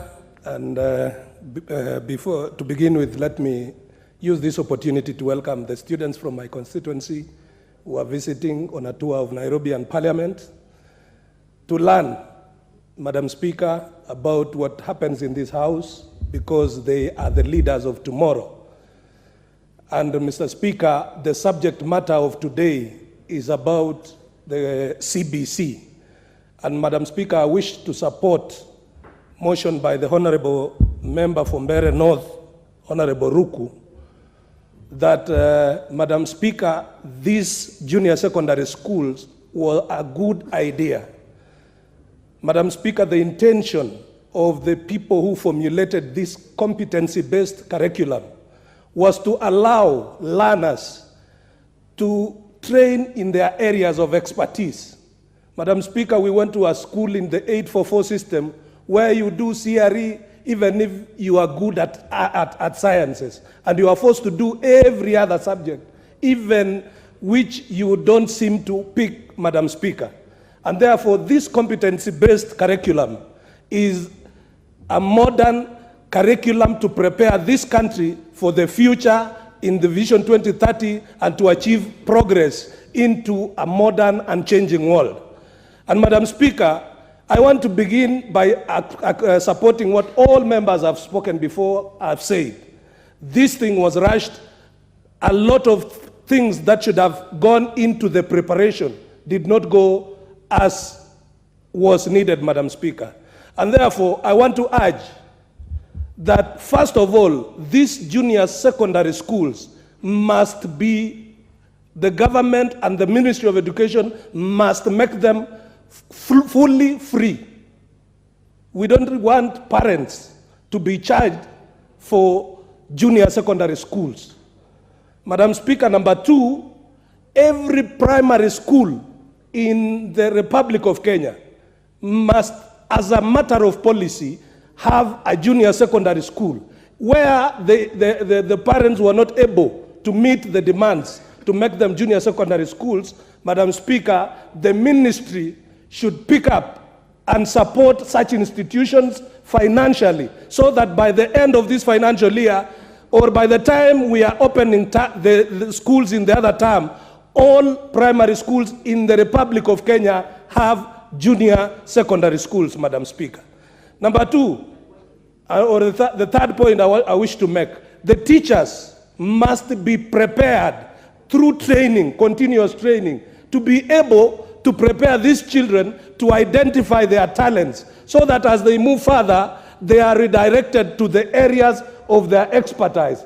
Those who want to do engineering are sent to engineering school. Those who want to do music, Madam Speaker, are sent to music schools. And those who want to be architects and in areas of their specialization, Madam Speaker, must be aided to achieve their dreams.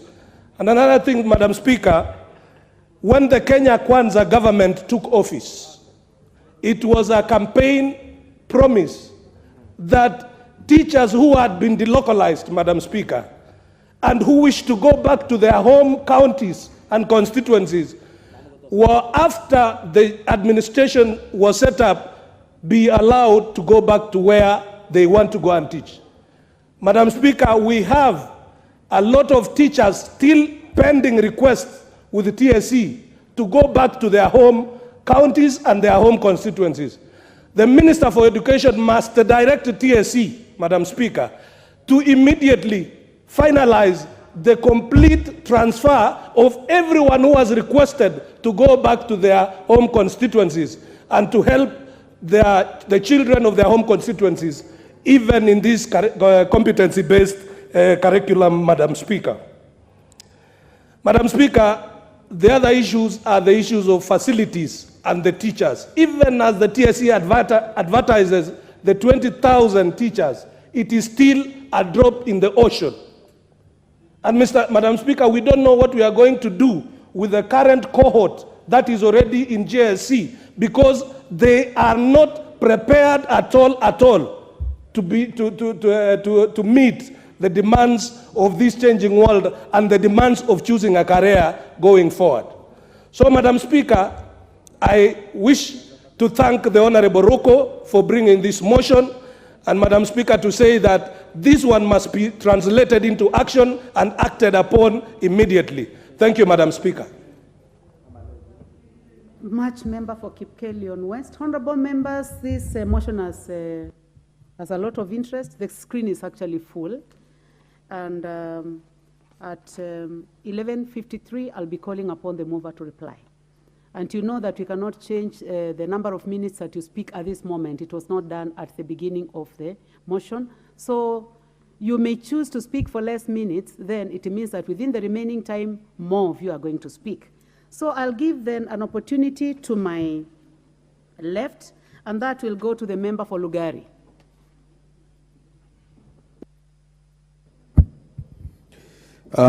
Thank you, Madam Speaker.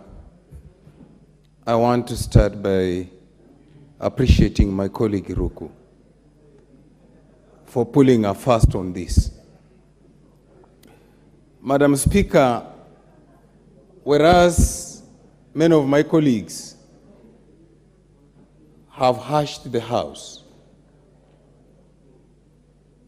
asking that the motion, the implementation of CBC was rushed, I'll take a completely different view. Inertia and failure by government machinery does not amount to more time for people to implement a policy. Up to where we are today, we have done well over 8 years into CBC. By now, we should have learned the ropes of what we need. What is ailing CBC and implementation of JSS? Rightfully so, Madam Speaker, the lack of policy and clear framework on what needs to be done by whom and when. It appears that every day the executive is taken by surprise. We've not put enough into the planning of this very well, if implemented, system that will change the life of our nation. Madam Speaker, it is true that even in my constituency, a number of schools were left out. And when I looked at the tool that was being used, it was a very subjective tool. It actually depended on the people who visited the school. And eventually, almost all my schools have been put back.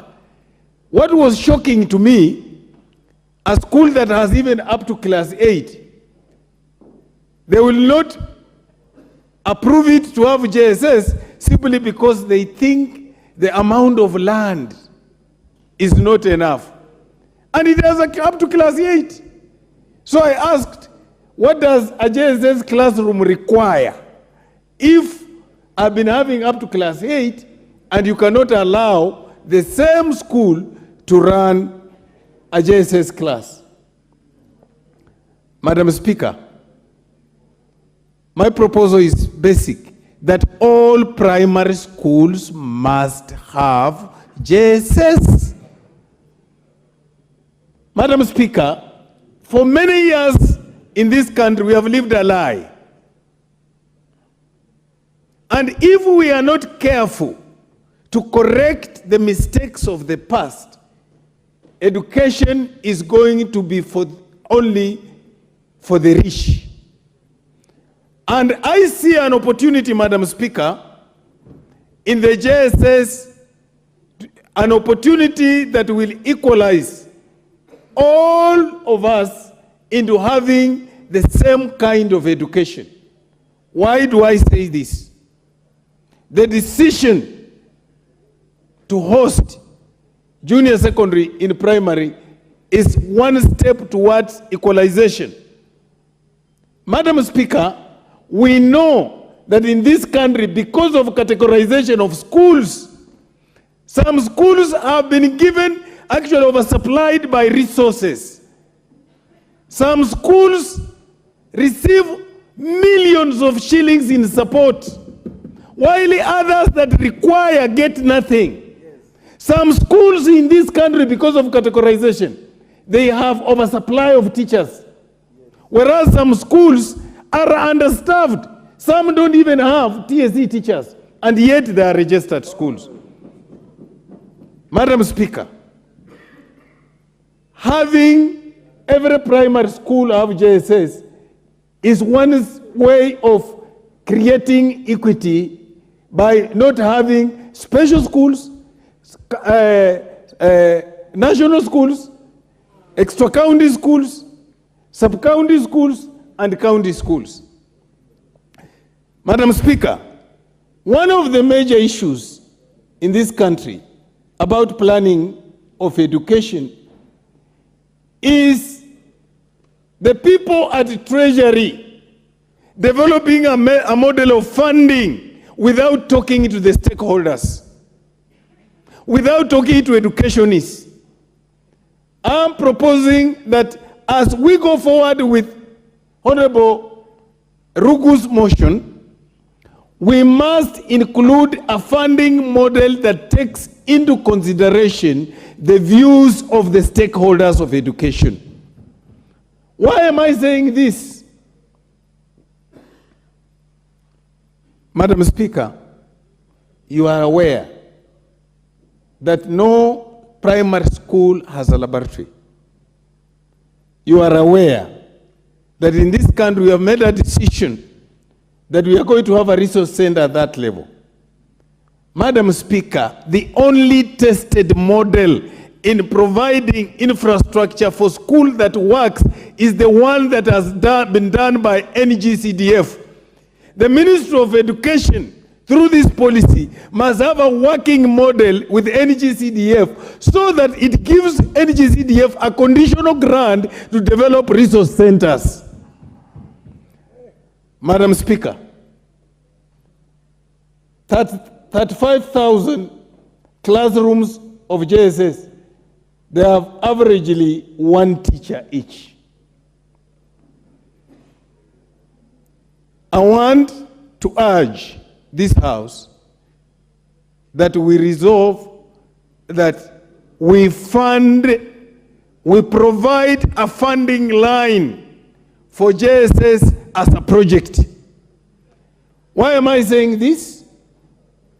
Madam Speaker, we know that if we were still to lump all the money under basic education, when it comes to division, the decision remains with the person who has the pass. But if we provide a budget line for JSS, then the money will go into ensuring that JSS succeeds. Finally, Madam Speaker, I want to propose, as we look at this, that as members of this House, we start thinking on how to make education affordable. And Madam Speaker, I'm proposing that we must resolve as a House that is it the time we need to go to school. Thank you, Madam Speaker. I support the motion. Thank you. The Honorable Phyllis Bato, member for Moiben. Thank you, Madam Speaker, for giving me this opportunity to contribute on this motion on policy framework for the JSS curriculum or JSS system of education. Madam Speaker, a lot has been said and done in this JSS program. I believe it was the intention of the educationists in this country to bring a system of education which is going to bring meaningful reforms and meaningful development in Kenya. Madam Speaker, competence-based curriculum was supposed to help the learners to be able to perform what they have been taught or what they have acquired in the classrooms.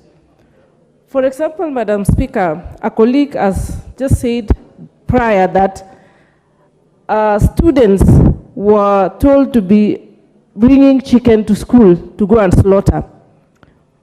Madam Speaker, you can agree with me that some of the children of these generations had lost some basics on the way. For example, slaughtering chicken is something which is supposed to be known by any child. I mean, basic things. Some, for example, don't even know how to milk cows, especially those who stay in the rural areas, like myself. Those are the things which we used to practice at the very early stages of life. So many of these children don't know basic things. And that is why I think the initiation of the CBC was to make us relearn basic things which are supposed to be helping us to live, to be practicable members of society. Madam Speaker, what I think essentially is lacking in the implementation of this curriculum is dissemination of information. Dissemination of information, Madam Speaker, in the sense that there is so much which has been written down. There is so much information which is just within some very specific people, but down to the level of the teacher and the student, there is a vacuum. So what should be streamlined is how the information is transmitted from the ministry, from the TSC, from the schools to the parent and to the child. Madam Speaker, in my constituency, Moiben, some days back, parents and the community were up in arms because they were saying that there is only one teacher who was posted to teach 14 subjects in a school. When essentially, this teacher who is posted to that school to teach the JSS class is supposed to be like a coordinator, and the head teacher to reassign the other teachers who are domiciled in the school the other subjects to teach in the same class. It was not that this teacher who was sent was going to sit there and teach up to 14 subjects, chemistry, physical science, arts, language, and etc. Because, Madam Speaker, we have the best trained teachers in Kenya. Our system of education is one of the best here in Kenya, Africa, and internationally. That is why the students who we send out of Kenya to go and study, for example, for postgraduate or even undergraduate, they are normally rated to be the best, and they don't drop out of school. Not like other countries where, from Africa, when they send their students to some universities abroad, they are subjected to examinations, other forms of exam, to determine whether they qualify to proceed with their studies or not. But fortunately in Kenya, we have the best. So what should happen is that as much as our colleague is talking about the policy, I think there is so much here and there. What we need is issues to be streamlined so that the curriculum is very clear how it is going to be implemented all the way. The funding, currently from the budget which we've just passed, you realize that the education sector is getting the bulk of the share in as far as the money which was distributed is concerned. So how I wish this money which is going into the education sector be utilized to do the right thing, and it should be distributed equally. Right now, for example, in my constituency, the capitation for the JSS has been sent, but you will find that there are some schools who have not received the funding. For example, a school, GK Makeresa Primary, they have not received any money. The students are in school. So equitable or equity in education, where do we get equity? If this money is released in piecemeals and to other students, others first, others later, that is when equality or equity is lost from the beginning. And that is how other students, other areas start getting marginalized. We normally say education is an equalizer. And if it is an equalizer, there should be equity from the beginning to the end. How I wish even the ministry, the money which the ministry normally uses to develop infrastructure in schools, why can't they take the entire amount of this money to NGCDF, where the implementation will be done fairly? Because that is where equity will be felt. Otherwise, if we have the ministry deciding where the money to be taken by who, or who makes the most noise, or decide who is a friend to a friend of who, it becomes problematic. How I wish we could take all this amount to NGCDF and proper development is going to be felt. Just like now, what the work the office of the NGCDF has done in our schools in Kenya. If you go to every school, you will see a classroom, a building, a dormitory by NGCDF. That shows that it is a success story. Why can't we follow the same and put more money so that the infrastructure in the schools can develop, and that way we are not going to have issues of inequality. Another issue is this business of putting hierarchies in schools. We have extra county, national. We should do away with such and have Kenyan schools where, whichever they are, whether they are in Mandera, whether there is wherever, we should have Kenyan schools, uniformity, so that if it is Alliance, it is Alliance Secondary School. If it is a school in Moiben, for example, Kapkei School, it is Kapkei School, so that our children will start feeling that they are equal, so that when I am putting on uniform of a school in Moiben, another one in Alliance, it is the same, or possibly we could have similar uniforms, so that it is just like the buses. All the buses are yellow, all our uniforms should be the same. The only difference between a student should be the admission number or the index number. That is when we will start thinking about uniformity. So what we should be doing is that we should be supporting this system of education and putting more resources and seeing where things are not working. Otherwise, destroying it or saying it will not be a success, it is like throwing away the baby and the bathwater. But what we should be looking at is seeing, streamlining it and making it a success story. A system cannot just, we can never have a time when we are saying, we are very ready now, let's change the curriculum. We have to be, it has to be done systematically. Thank you, Madam Speaker. My time is back. Thank you very much. The Honorable Charles Ngusia, member for Mwingi West.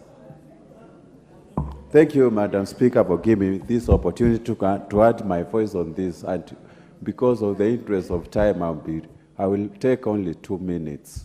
First, congratulations to my colleague, Ruku, for bringing up this motion. Madam Speaker, we all agree that this education sector has really been run with so many individual ideas without lacking proper consultation of stakeholders. For the last 5 years, when I've been in Parliament, we have seen the issues of 100% transition. There's delocalization, then CBC, then JSS. All these issues taking place in just shortest time possible. And Madam Speaker, we all agree that the right idea can actually be a wrong idea if it is not done at the right time, Madam Speaker. I am here to support this motion, and how I wish the honorable member was elected 10 years ago, actually to come up with this proper policy. Coming from our constituency, which is already marginalized in terms of everything, Madam Speaker, we have witnessed this implementation of the JSS system being done in a manner that is not really comforting to our parents. If you look at the number of schools which have been selected to have this JSS, we leave so many without considering the distance our pupils and students are traveling from one school to another. And I am thinking this issue of JSS needs to be actually revised and have it domiciled in all primary schools so that we can shorten the distance our students are facing. Madam Speaker, most of the schools in our country, not even in my constituency alone, lacks proper infrastructure to implement this thing. Some of the schools even don't have laboratories. Some of the schools don't even have adequate teachers. Even the teachers we recruited recently, they have not really been trained to perform this curriculum-based thing, Madam Speaker. I am calling upon, again, we go back to the drawing board, the way honorable members suggested, to come up with proper structured policy to implement this issue. And I could have actually spoken more time, taken more time, but due to the interest of time, Madam Speaker, let me support and urge the honorable member actually to move further and make sure these issues is proposed and are properly implemented by education sector. Thank you, Madam Speaker. Thank you very much. The last opportunity on this motion will be the member for Emuhaya, the Honorable Omboko Milemba.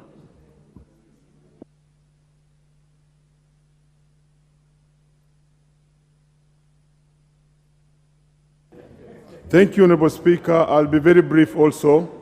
One, let me begin by congratulating the teachers of Kenya who are toiling with the CBC and junior secondary school with no facilities, and kind of nobody now remembers them and imagines that everything happening in the schools is because of them, while the truth is that there's no money going to schools, and therefore they are unable to get the equipment that they need to use to teach the children of this country.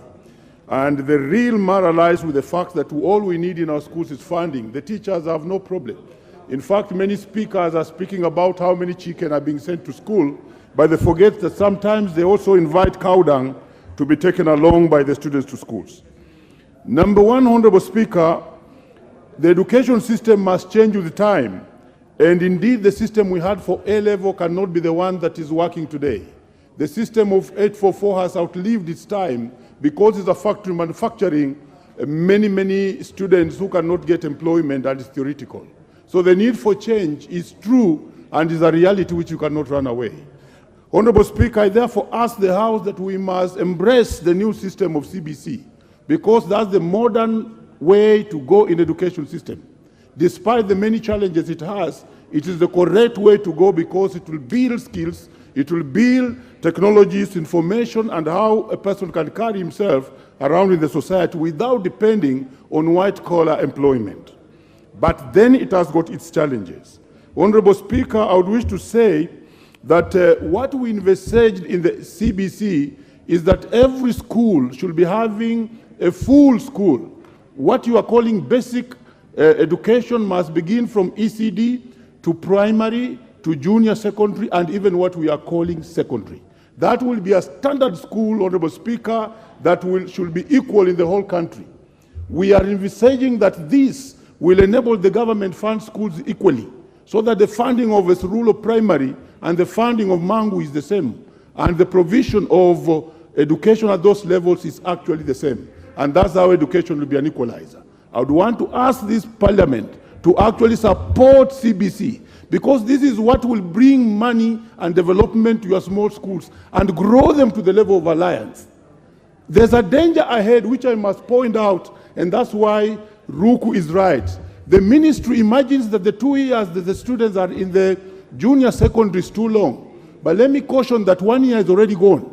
In the next year, the children who are in the junior secondary must be leaving the junior secondary to another pathways. Yet there's no policy and pathway of how they will operate. So again, when we finish the next year, we shall be in a crisis of how they'll enter the schooling.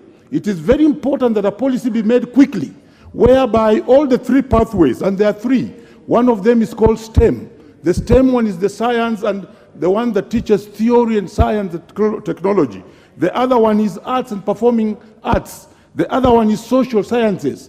A policy must be made quickly so that by next year, we know that all schools also have these three pathways so that all schools are equal and they are moving at the same level. Honorable Speaker, as I finish, we must start thinking extraordinary. Remove this kasumba we have in ourselves of boarding schools. The boarding schools must quickly die, and we have standard schools that are equal for every area, every student, and every region. Thank you, Honorable Speaker, for giving me this chance. Thank you very much, Honorable Omboko. Honorable members, you know this is a house of rules, and one of the rules concerns time. So now I call upon the mover to reply. For the honorable members who have expressed interest, several of you, we are going to rely on the magnanimity of the mover. Honorable Ruku. Thank you, Madam Speaker. I request Madam Speaker to donate a few minutes, each member 1 minute. I donate 1 minute to Honorable Kasungu, Honorable Stroya, Honorable Emesa, Teso South, Honorable Deco, Honorable Victor Mandazi, Honorable Double N, Honorable John Makari, Honorable Daniel Wangwa of Wabuye, and we have only 10 minutes. And Honorable Bensunda, 1 minute each. Then, Madam Speaker, I remain with 2 minutes. Thank you. Thank you very much. I would like to follow the order. I will start with the Honorable Ameso.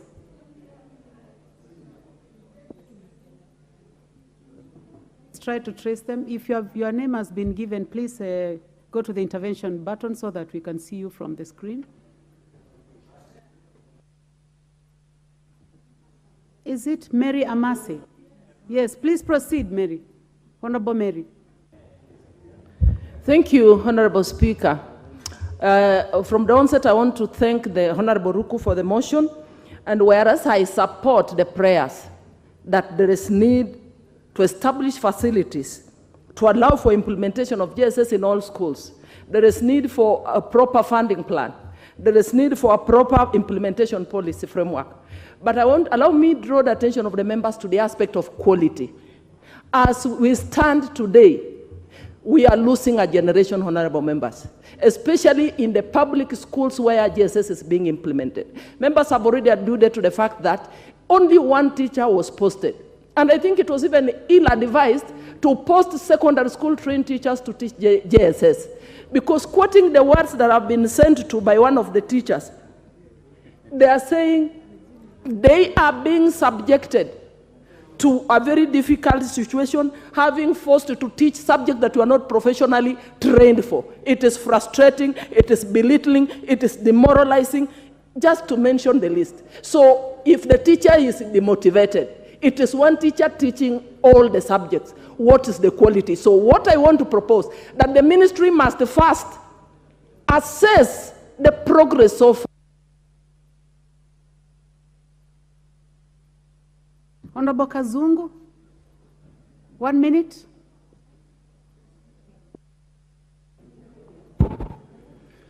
Okay, thank you, Madam Speaker.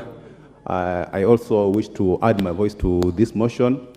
First, by saying from the onset that I support this motion, and also take this opportunity to thank the mover of this motion, Honorable Ruku, for bringing a very timely motion into this House. And again, I want to thank the GSS teachers in this country for working very hard under very extraneous conditions, because you can imagine, Madam Speaker, teaching 14 subjects per teacher. It is very difficult, but they have really tried their best. Madam Speaker, GSS was a very good program, but it was rushed, or you can say it was hurriedly implemented. As a result, we have students who have wasted 1 year, because since it started up to now, we are almost doing 1 year, but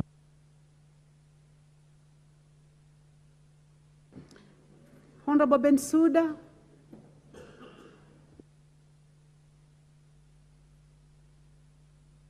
Honorable Bensouda, we would like you to be on record, so please wait for the microphone. Thank you, Madam Speaker, for the good guidance. I want to talk about something which I'm grounded in. First of all, I support the motion which has been brought by the honorable member on the amendments which are supposed to be done.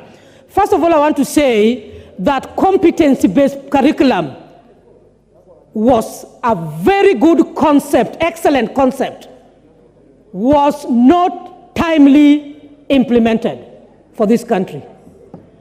Too much rush without consideration of the basic needs and requirements, and without doing thorough need analysis to know the status of this country in terms of education. I want to say that even the 844 system that we had was equally a system that was grounded to specialization. There was agriculture. I think I was amongst the first. The Honorable, sorry, your time is over. The Honorable Double N from Embu County. Yes.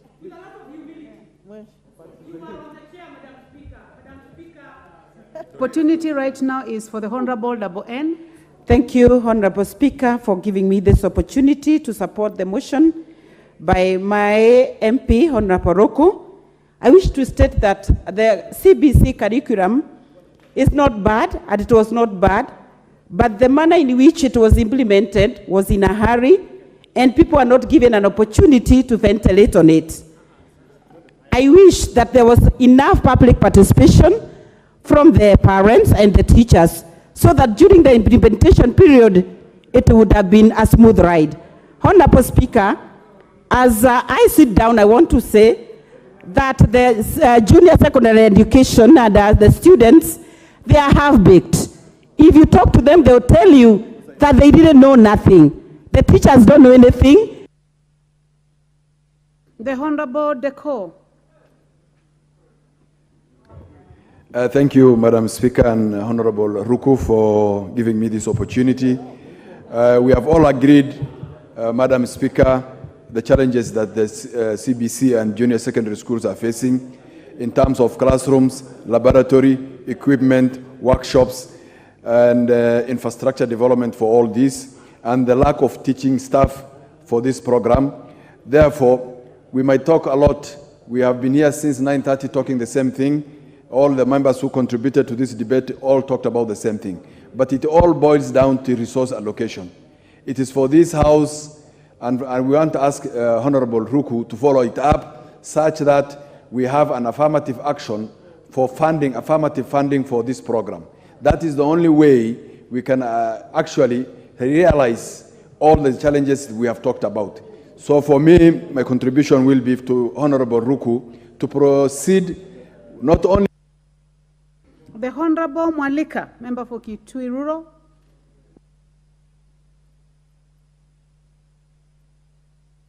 Honorable Johanna Ngeno. The Honorable Lengurus.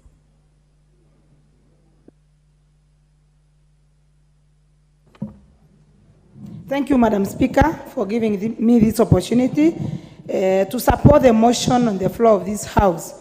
Madam Speaker, as has been said by majority of the members, that this program, the CBC program, has been one of the best programs for this country, for the education of this country, though it has come up with so many challenges: the infrastructure, the distance from the schools, lack of classrooms, lack of laboratories, not enough teachers, and the ministry has a lot to do in order to ensure that we give the best to our children. I would like to request the Ministry of Education to consider the infrastructure and funding these schools that are offering this kind of the CBC program for our children to get the benefit of it. I'll also request the Ministry of Education that the teachers, majority of the teachers who have been teaching in Samburu County have been transferred back to their counties. And those from Samburu who are still working. The Honorable John Makali.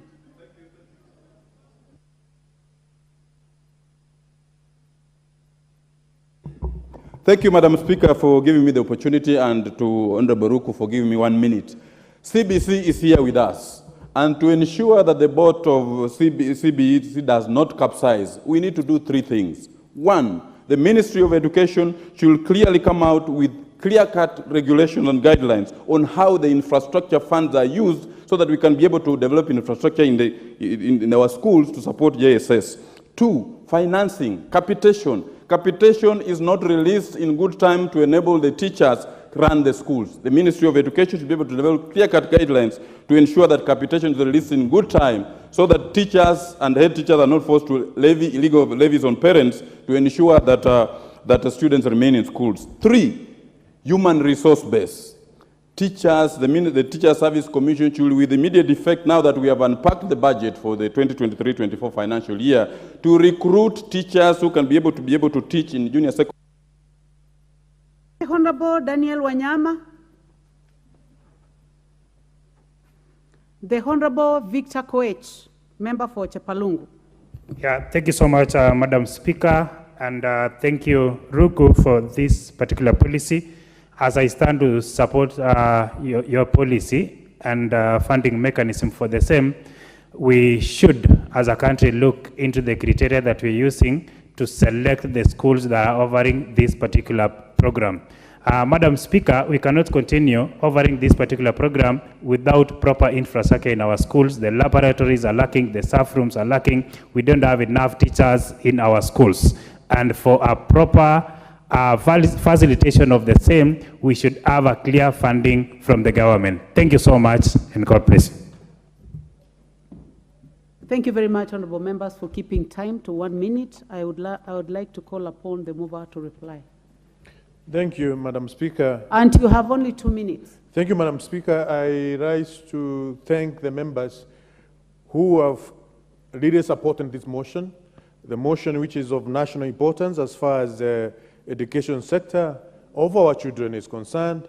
They have agreed on challenges the education is facing at the moment, especially in junior secondary education, inadequate infrastructure, inadequate teacher training, limited access to technology, lack of parental and community involvement, overburdening the parent, curriculum overload.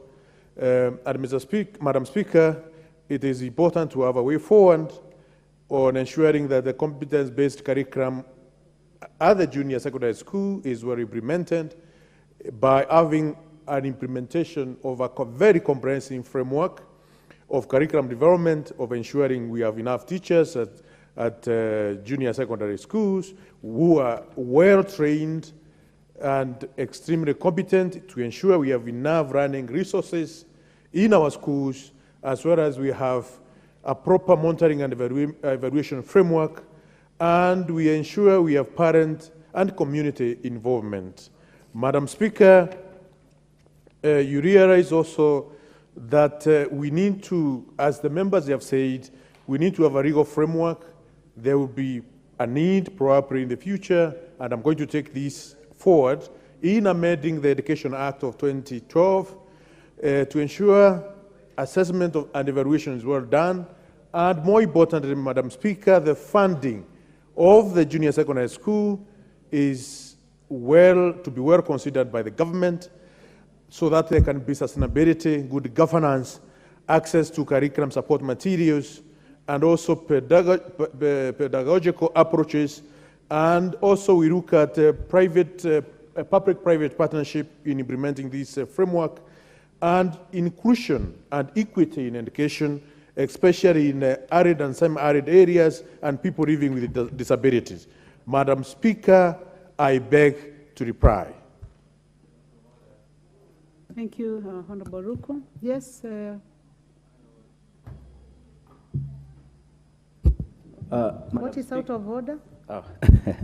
Madam Speaker, whereas I acknowledge the interests generated by this motion by my friend Honorable Ruku, and how I wish we could have an extended time, especially on motions of this nature. But I'm drawing your attention, Honorable Speaker, to Standing Order number 53, to defer putting the question to tomorrow, so that we can be moved appropriately on this most important motion. I thank you.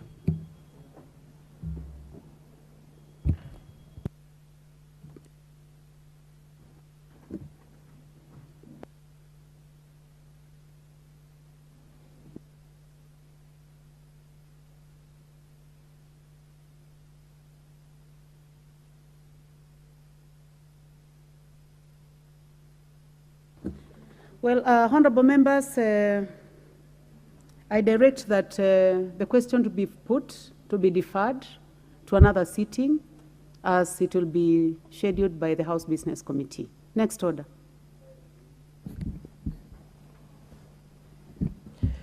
Order number 14, the Public Service Values and Principles Amendment Bill, National Assembly Bill number 46 of 2022, second reading.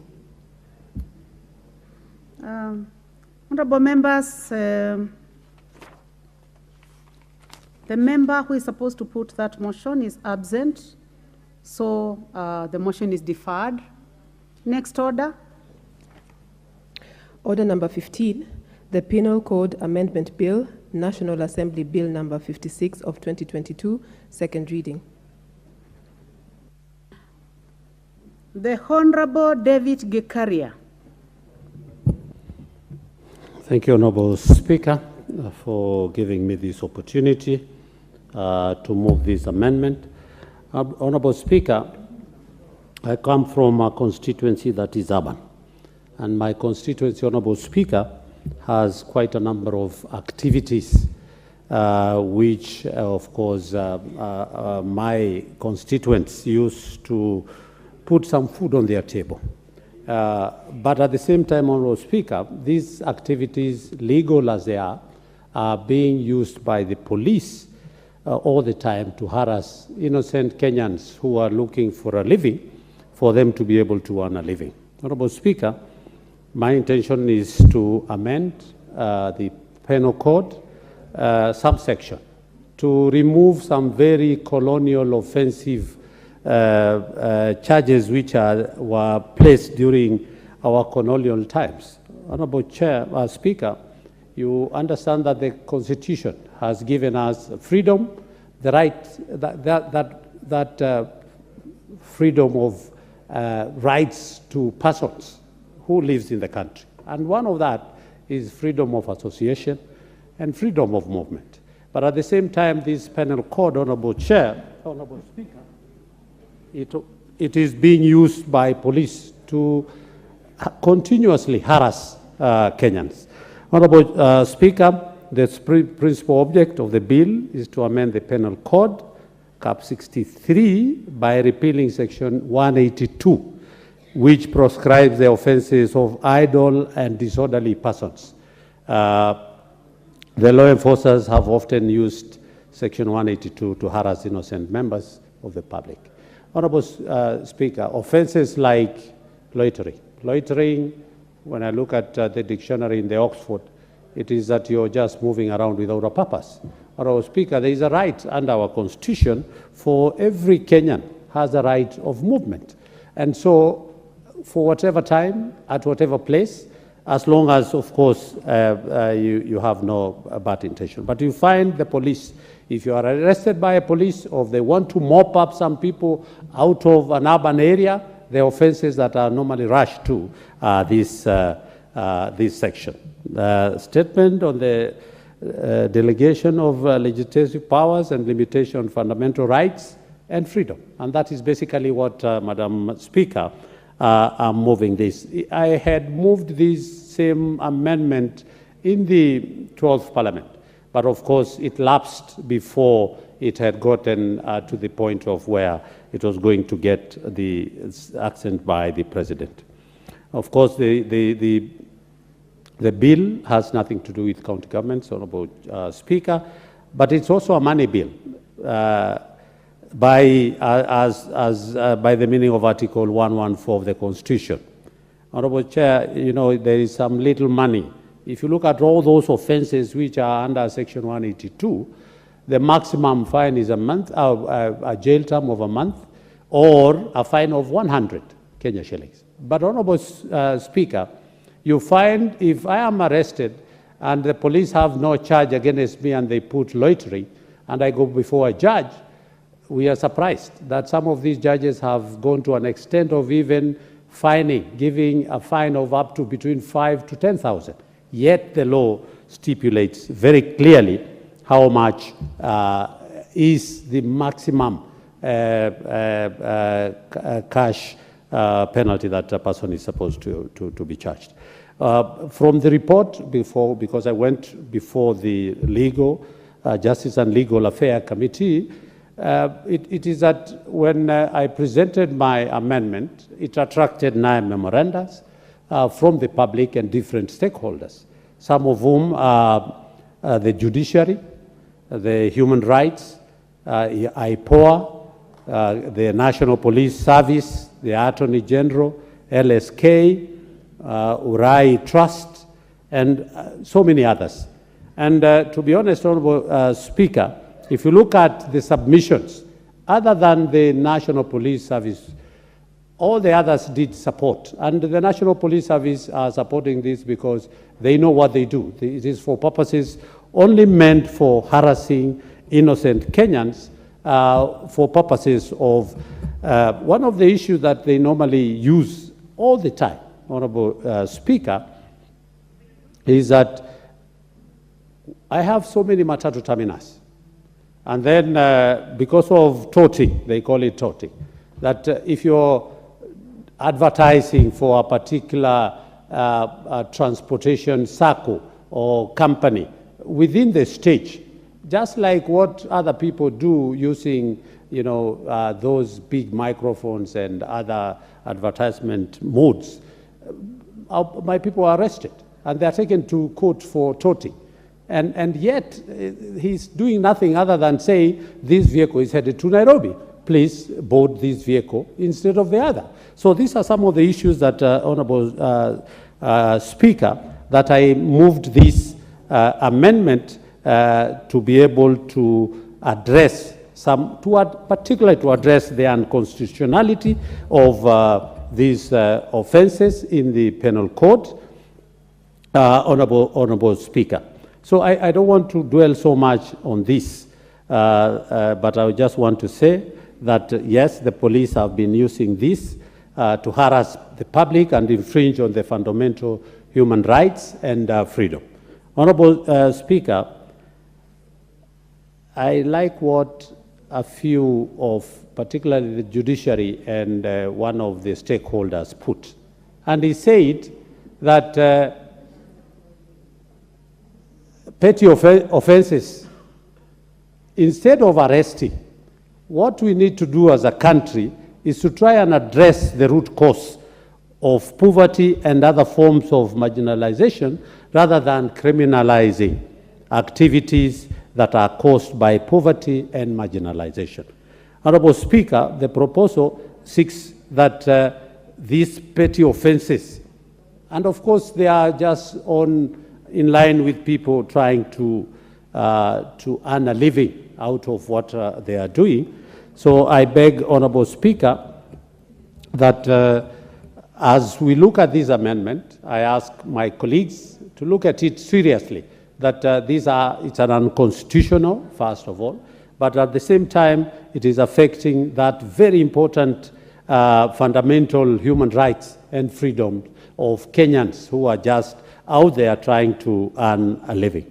So without much ado, Honorable Speaker, it's a small amendment that I seek my colleagues to support me so that it doesn't not only happen in my constituency as an urban place, it happens almost everywhere where and I remember when I once was a mayor in one of the cities in this country, and most of the time when we didn't have money, we would use this to collect money. And we would say, go and bring as many as you can. It doesn't matter.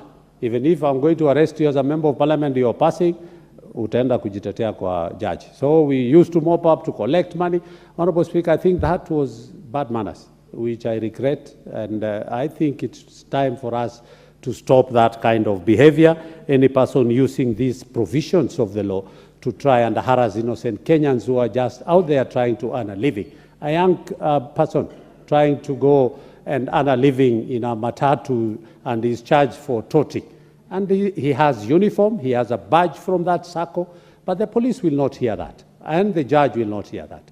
And it is unfortunate that we keep on trying to get. I once took a lawyer to defend one, and when the judge pronounced the 5,000, when the lawyer stood up to proclaim that the offense, yes. In your moving, you seem to be making many confessions. Yes, those are some of the issues that used to happen when I was a bad boy, but I've since changed. These days, I'm always in my three-piece suit. If you go home, you'll never find me anymore in shorts and slippers. It is also age has caught up with me, and I was a little bit worried yesterday when there was a motion about a nominee of SRC, and it was she was kicked out because of age. And I was wondering, Atan, you're headed there. So don't castigate old people. I'm almost now headed to 60, and now if I'll come here for a job and I'm told I'm too old, I cannot be able to get that job just because of my age. But of course, your colleague, Honorable Speaker Kaluma, in the Speaker's panel, did say also, I think Section 24 of the same Constitution gives the maximum retirement age.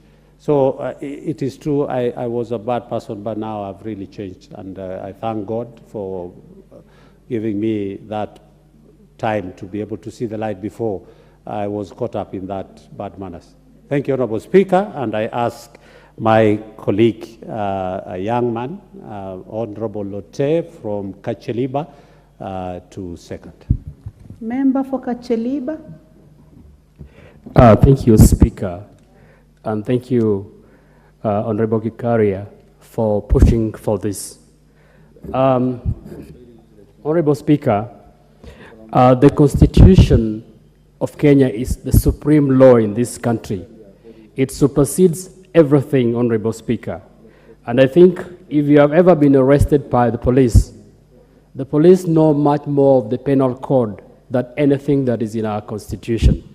And I want to take us to section number 21 of our Constitution, Honorable Speaker, because this is what needs to be the supreme law that needs to be looked at before we even look at anything else. This section 182 of the Penal Code has actually been misused several times, Honorable Speaker, by the police. And I think many people are actually driven to poverty because of the enactment or misenactment of this section 182 of the Penal Code. Madam Speaker, I think about the very person that is struggling in this society, and the president of this country has said he wants to elevate the livelihoods of the mamambogas and the boda and the matatu people. You find that they are the people that are being targeted most of the times by the police because of this section 182 of the Penal Code. And when I look through the Constitution, Madam Speaker, I actually look at this section number 21. I will want to read this bit of the Constitution a little bit so that we can enlighten us about what the Constitution say about the Bill of Rights.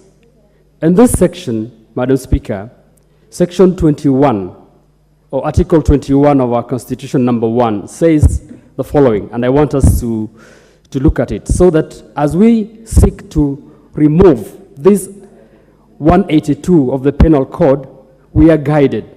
It says that it is the fundamental duty of the state and every state organ to observe, respect, protect, promote, and fulfill the rights and the fundamental freedoms in the Bill of Rights.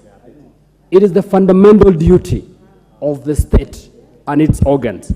If you look at 21.3, it says all state organs and all public officers have the duty to address the needs of vulnerable groups within society, including women, older members of the society, persons with disability, children, youth, members of the minority, and the marginalized. These are the very same people that are being targeted by the police through this penal code, section number 182. And if we want to improve the livelihoods of these people that is enshrined in our Constitution, we need to remove this part of the penal code that is being misused. Madam Speaker, if you look at the Kacheliba constituency where I come from, many people that have left issues of banditry, many people that never went to school have actually gone into border business.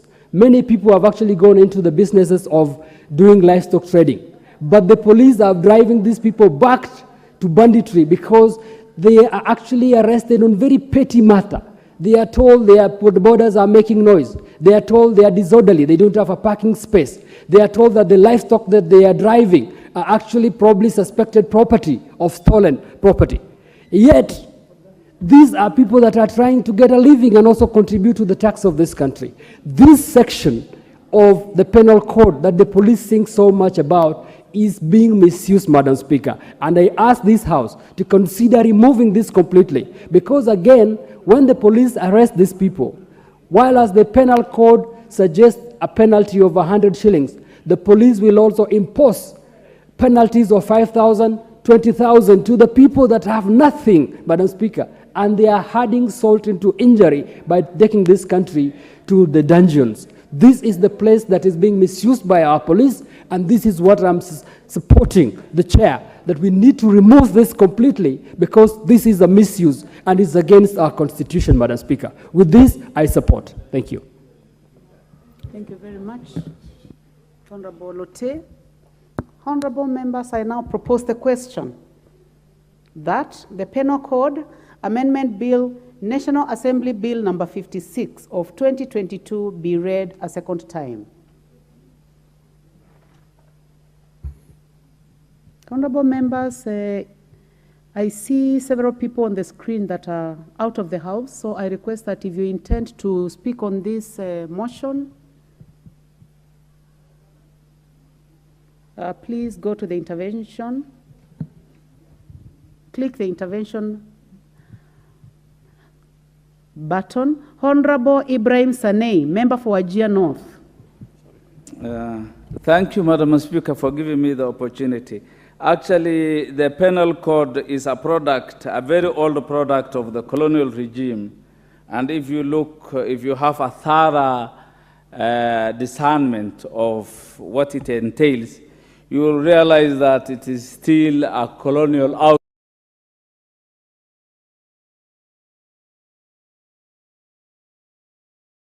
The colonial kind of mentality. The words they use in the penal code: loitering, torturing, drunkenness, indecent act, behaving in a manner to procure prostitution. All these are ambiguous words. They are English, but they have no relevance. Interpretation is actually hard. And this gives judges the latitude to give discretion, wide discretion in their own judgments. I believe time has come that we review the penal code in the light of our freedoms and rights and liberties as stipulated in our 2010 Constitution, which is very rather progressive and a wonderful document. Madam Speaker, I want to say there is much ambiguity on these terms. And this amendment has come the right time, and I want to congratulate my colleague, Honorable Gikaria, for being forthright in thinking for the welfare of Kenyans. Most hustlers have borne the brunt of the police service. Every weekend on Friday, police vehicles go around getting people who exercise their rights and freedoms. The right to associate, the right to move, the right to do that, all that appertains within their lives, aching at least a living, has been curtailed for sure because of these aspects of the penal code.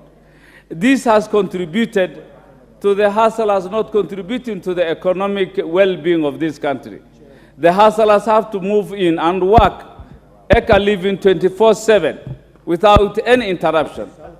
Unless one is a thug, unless one is an armed robber, any Kenyan is free to move 24/7. We are looking forward to a 24/7 economy without any restriction. Nobody can impose restriction to any Kenyan in as far as their movements and the work they do, so long as it is within the framework of our law. Madam Speaker, this kind of penalties in our penal code has contributed to the backlog that is being faced by the judiciary. It has contributed to the congestion in our prison service, our correctional services. You know, people just being put behind bars over the weekend, some with trumped-up charges. This is uncalled for. It is draconian, unacceptable. And I think, actually, it is a belated amendment. It's a belated amendment. It should have come a long time ago. And it is not only limited to this aspect as suggested by my colleague, Honorable Kigaria. We need to do much into the penal code. Much into the penal. I don't know why they should talk of prostitution. In law, prostitution is not illegal. Yet they tell you living on the earning of prostitution is an illegality. I don't know what that means in English. That is playing around with our mind. If prostitution is not illegal, how can it is earning on prostitution be illegal in the penal code? I think we need to harmonize them so that they are in consonance with the spirit of our Constitution, and we can decipher what it really means. Otherwise, prostitution cannot be legal on one hand and illegal in some other aspects. Without much ado, I want to support my colleague I want to say this is what breeds corruption. This is what brings our police service in bad light. This should be actually supported by all members. And I ask my colleague Gikaria, in as much as he has no legal background, I know he's an accountant. It is wonderful to see him bring such amendments which has serious legal implications to go further and actually amend that which we feel is offensive, unfriendly, and infringes on the rights and the freedom of Kenyans. Thank you very much. I support. Okay. Thank you very much. The Honorable Samuel Atandi, member for Alego Usonga. Thank you, Madam Speaker. Sorry, I wasn't ready to speak, but let me just make a comment on the proposed legislation. And I want to say that I support the legislation. Madam Speaker, it is time we reviewed the penal code in its entirety, because the penal code has various offenses. If you look at them, Madam Speaker, offenses such as unauthorized uniforms, that you could dress in a certain uniform and then you are told that that particular uniform is not authorized. And more particularly on this one, the one section 182, that is basically, if you look at the law, it's talking about nuisances and offenses against health and convenience. That is section 175. Section 182 is talking about idle and disorderly persons. And you ask yourself, how does a sane person get disorderly or idle?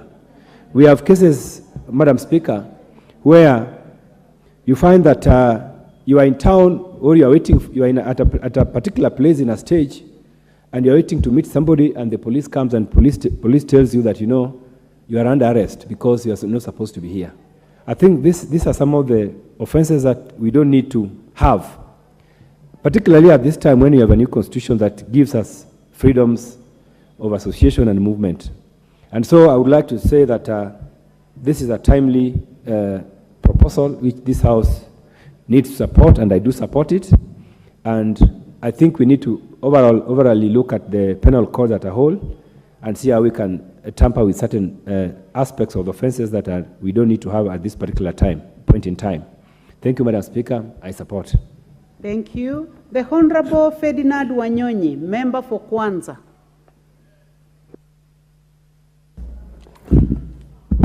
Thank you, Madam Speaker.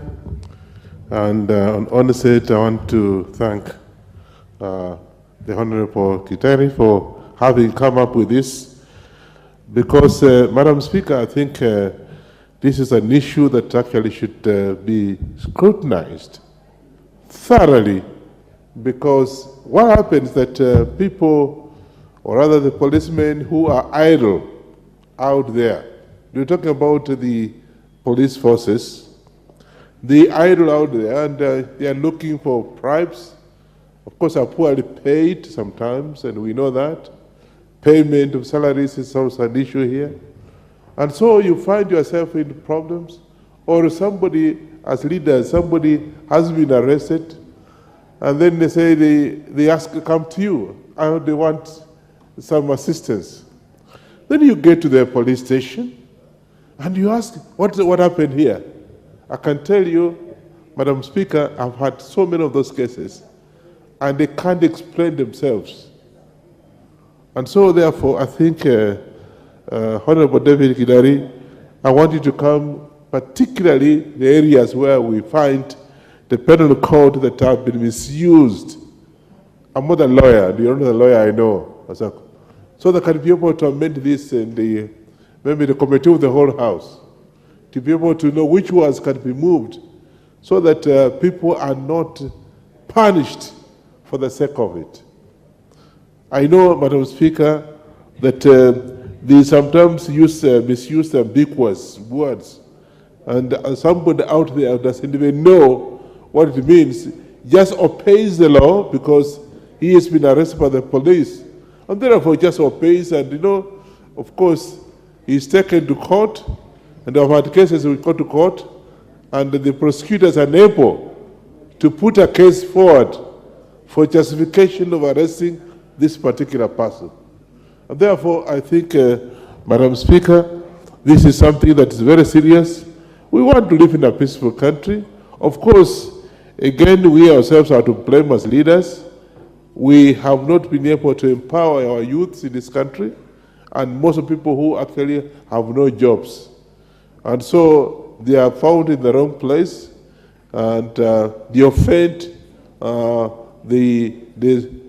those who are entrusted with keeping the laws, and they say, okay, fine, you actually are breaking the law because you didn't know what is happening.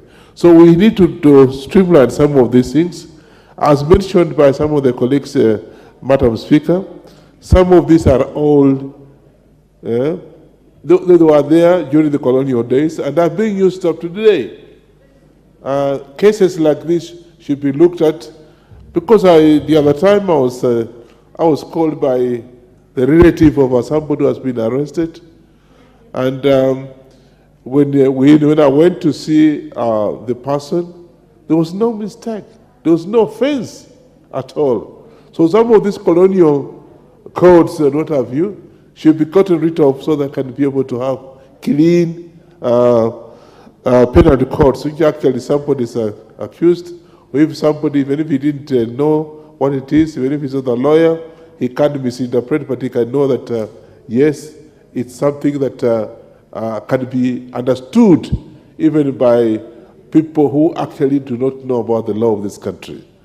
So my suggestion as we move forward, Madam Speaker, is that Honorable Kideri should be able to have a meeting, maybe come, I'm just suggesting, so that's the way forward, but be able to look at specific penalty codes that have been misused, particularly by the police forces, and even some of the administrators, chiefs and assistant chiefs.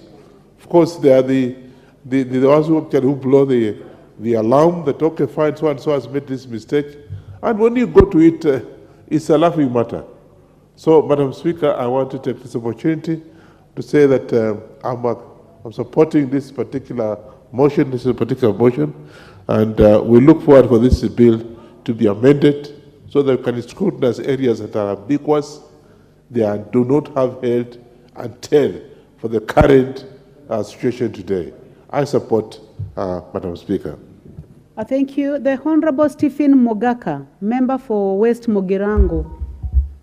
Thank you, Madam Speaker, for the opportunity to contribute to this amendment to the Penal Code, and I thank the promoter, Honorable Gikaria, for taking a bold step to start cleaning up our Penal Code. Our Penal Code is infested with a lot of archaic laws, majority of them which fly in the face of the express articles of the Constitution.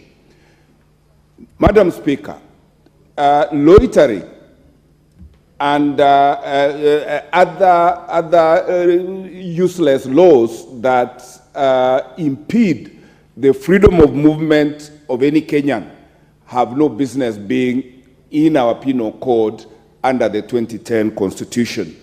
And I agree that we need to overhaul our Penal Code and include serious offenses that are occurring today, which are blue-collar crimes, where people are doing electronic theft, electronic corruption, electronic transfer of funds illegally from country to country.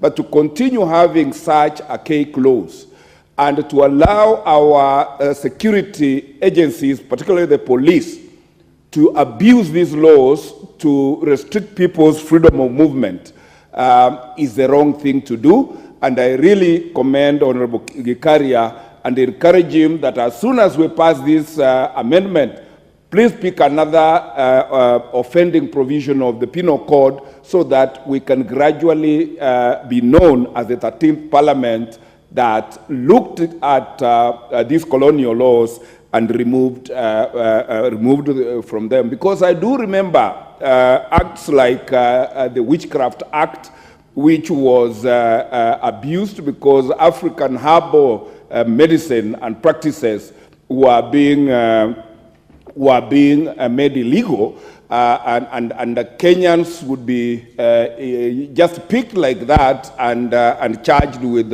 witchcraft. And I want to say, as a proud African, that even black magic is magic.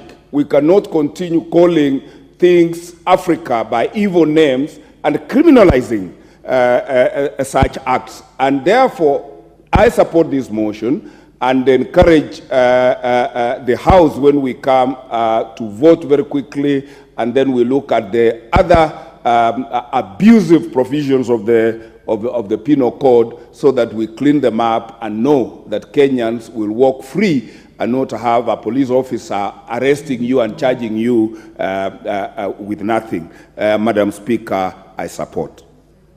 Thank you very much, Member for Mugirango. The Honorable Magale Chiforomondo, Member for Lungalunga. Thank you very much, Madam Speaker. I rise to, first of all, thank Honorable Gikaria for his timely presentation of the amendment. Honorable Speaker, the penal code has been misused for long. This code is oppressive, it is outdated, it is draconian. The people of Kenya have been twisted round and round. They are being told they are loitering. It is as if walking in Kenya at your own time is a crime, going by the penal code. It is disturbing to see Kenyans are being terrorized by the so-called police and even our courts, just being mounted on with very, very simple issues, and now that their time are being wasted or is being wasted, being taken to court, taken round and round, and at the end of it all, they are being fined just for nothing. I don't think it's right if somebody is found in the streets and he is considered to be a criminal without any reason. I want to cite very live examples from where I come from, Lungalunga constituency, for example. There are this called border patrol, the border patrol unit, which when they go around and find people doing their daily work, they start harassing them. They tell them they are Tanzanians. When they produce IDs, they are told they are selling charcoals. When they prove that they are not selling charcoals, something else is being created out of them. And I think this amendment has come at the right time so that we free our people out of these so-called law enforcers and the courts. We are yearning to see the freedom. So we are supporting the amendment so that the penal code, we either, if we don't do away with it, but we also improve so that we as Kenyans now live as people who are free in their own country, not people who do walk in fear, people who just, when we see police, it's like we've seen enemies. We want to be friends. We want to work with the police, yes, but then all this will be through the approval of this amendment through this House. So, Honorable Speaker, I support this amendment. Thank you very much. Thank you very much. The Honorable Timothy Wanyonyi, Member for Westlands. Thank you, Madam Speaker, for giving me an opportunity also to contribute this. Madam Speaker, I'm a lawyer, and in our statutes, there's so many archaic laws that were passed by the colonial just to suit their own interests. Madam Speaker, you remember even during the COVID-19, the law that was used to, for the president to declare curfews, it was a very, very old law that was passed, I think, in 1929 or something like that, that had to use to impose curfews in the country. There are many other things. There's something called vagabonds, whereby you find that somebody who just found in town, if you don't have any money in your pocket and you're just loitering around, you can be arrested. There's something called loitering with intent.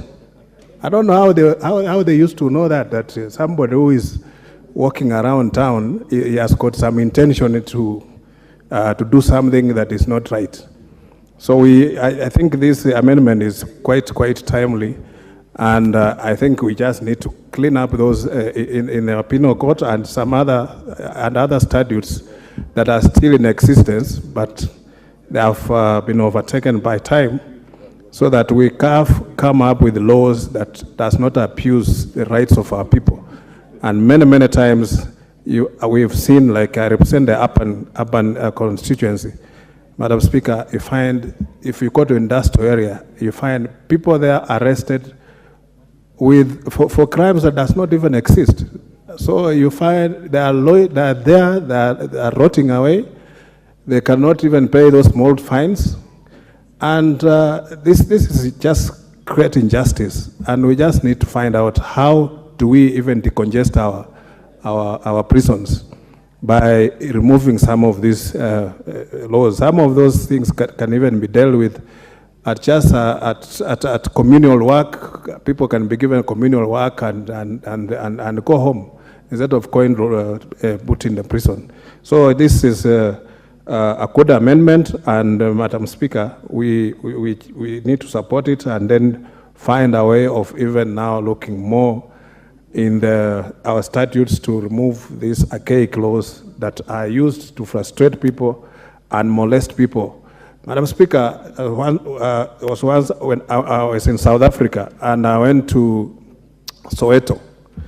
And when you're in Soweto, the apartheid regime, when they were removing soil from the mines, they had to go and put a heap of soil just to prevent people that they cannot even look at the city.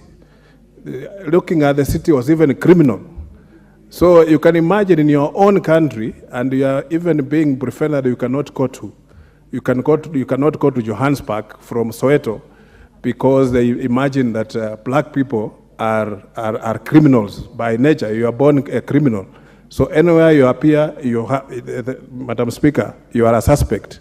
So these are some of the things that was the mindset of the racist colonialists had to use these laws, Madam Speaker, to frustrate the Africans. And sometimes, if you look at even the Chiefs Act is the one that they used to use even to detain people, because some of those sections were not found anywhere. There was once even the late Honorable Ototo was arrested for something called warlike activities. If you search that law in our study, it doesn't exist. But he was arrested and detained for that, and he was the only person who has ever been detained for that kind of crime, Madam Speaker. So it is something that we must do and look at how we can clean up our statutes. Thank you, Madam Speaker, for giving me, and I want to also thank Honorable Kikaria for bringing this amendment, and we need to do even more so that we clean up our statutes. Thank you, Madam Speaker. Thank you very much, Member for Westlands. The Honorable Jessica Mbalu, Member for Kibwezi East. Thank you, Madam Speaker. I want to start by saying that I want to congratulate the Honorable David Gikaria, who is also my chairperson of the Committee on Environment, for coming up with this proposed amendment on the Penal Code.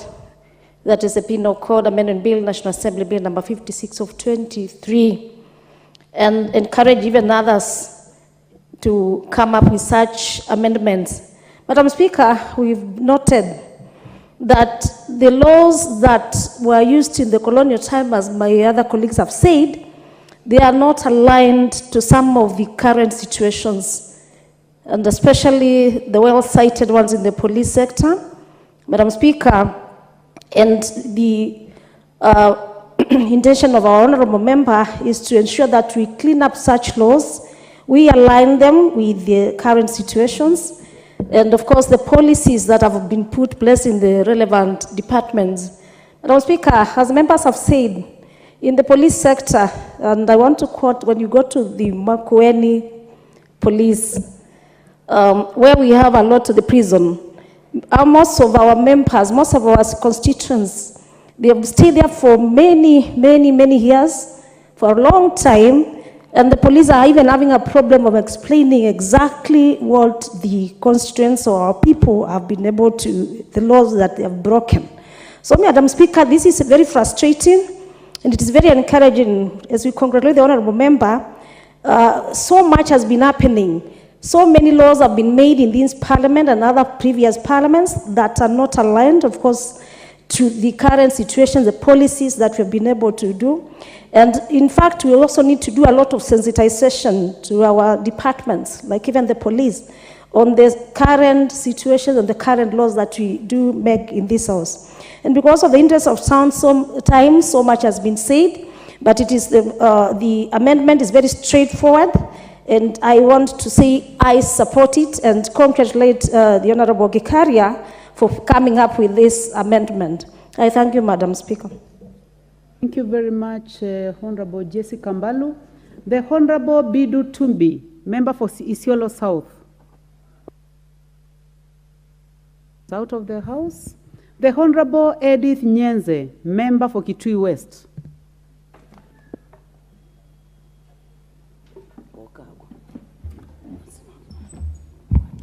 Thank you, Speaker, for giving me this opportunity. Let me take this opportunity to congratulate our colleague for actually recommending this amendment on the penal code. Actually, what there has been is that there's been a lot of harassment from the police officers. And we are yet to see what they have said, that the police sector will turn to be a service. We are yet to see them, the police officers, being friendly to the people and giving the service which is required to give to the people. But with such penal codes, then this gives the police officers strength and the mandate to really keep on harassing the people of Kenya. Yet, during this time, actually we expect the police officers to be friendly, to even lead our people, to even try to educate them on what they are supposed to do. But in a sense, we see a lot of harassment. We know that the cost of living is very high.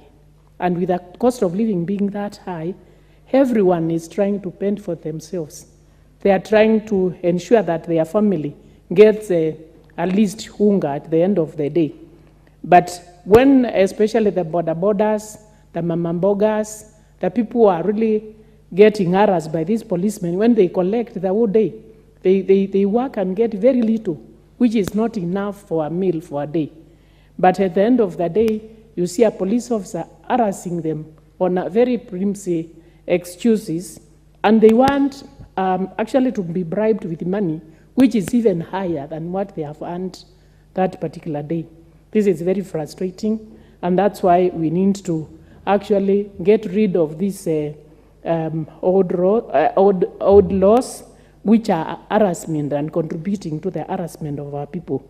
So that's why I congratulate my colleague, Gikaria, and say that this is the right time to even look at other penal codes and other amendments in the law which should be changed to actually line with the time. But after saying that, I would also say that we should also be careful that we will not let also our security be compromised. Because we need the security, we need our people to be orderly. So in doing so and taking care of our people not to be harassed as they do their work freely, as they move in Kenya freely, we should also be careful to ensure that there is no compromise on security, because other people can also take advantage, and instead of doing the right thing, then they go against the law. But Madam Speaker, I support and say that there should always be proof. If one is arrested by the police, there should always be proof on why they have been arrested, on why they have been arrested. Because sometimes you are arrested, and then other people, I mean, in the book, in the report book, it's written something else very different on why you have been arrested by the police. Otherwise, I support and congratulate my colleague. Thank you.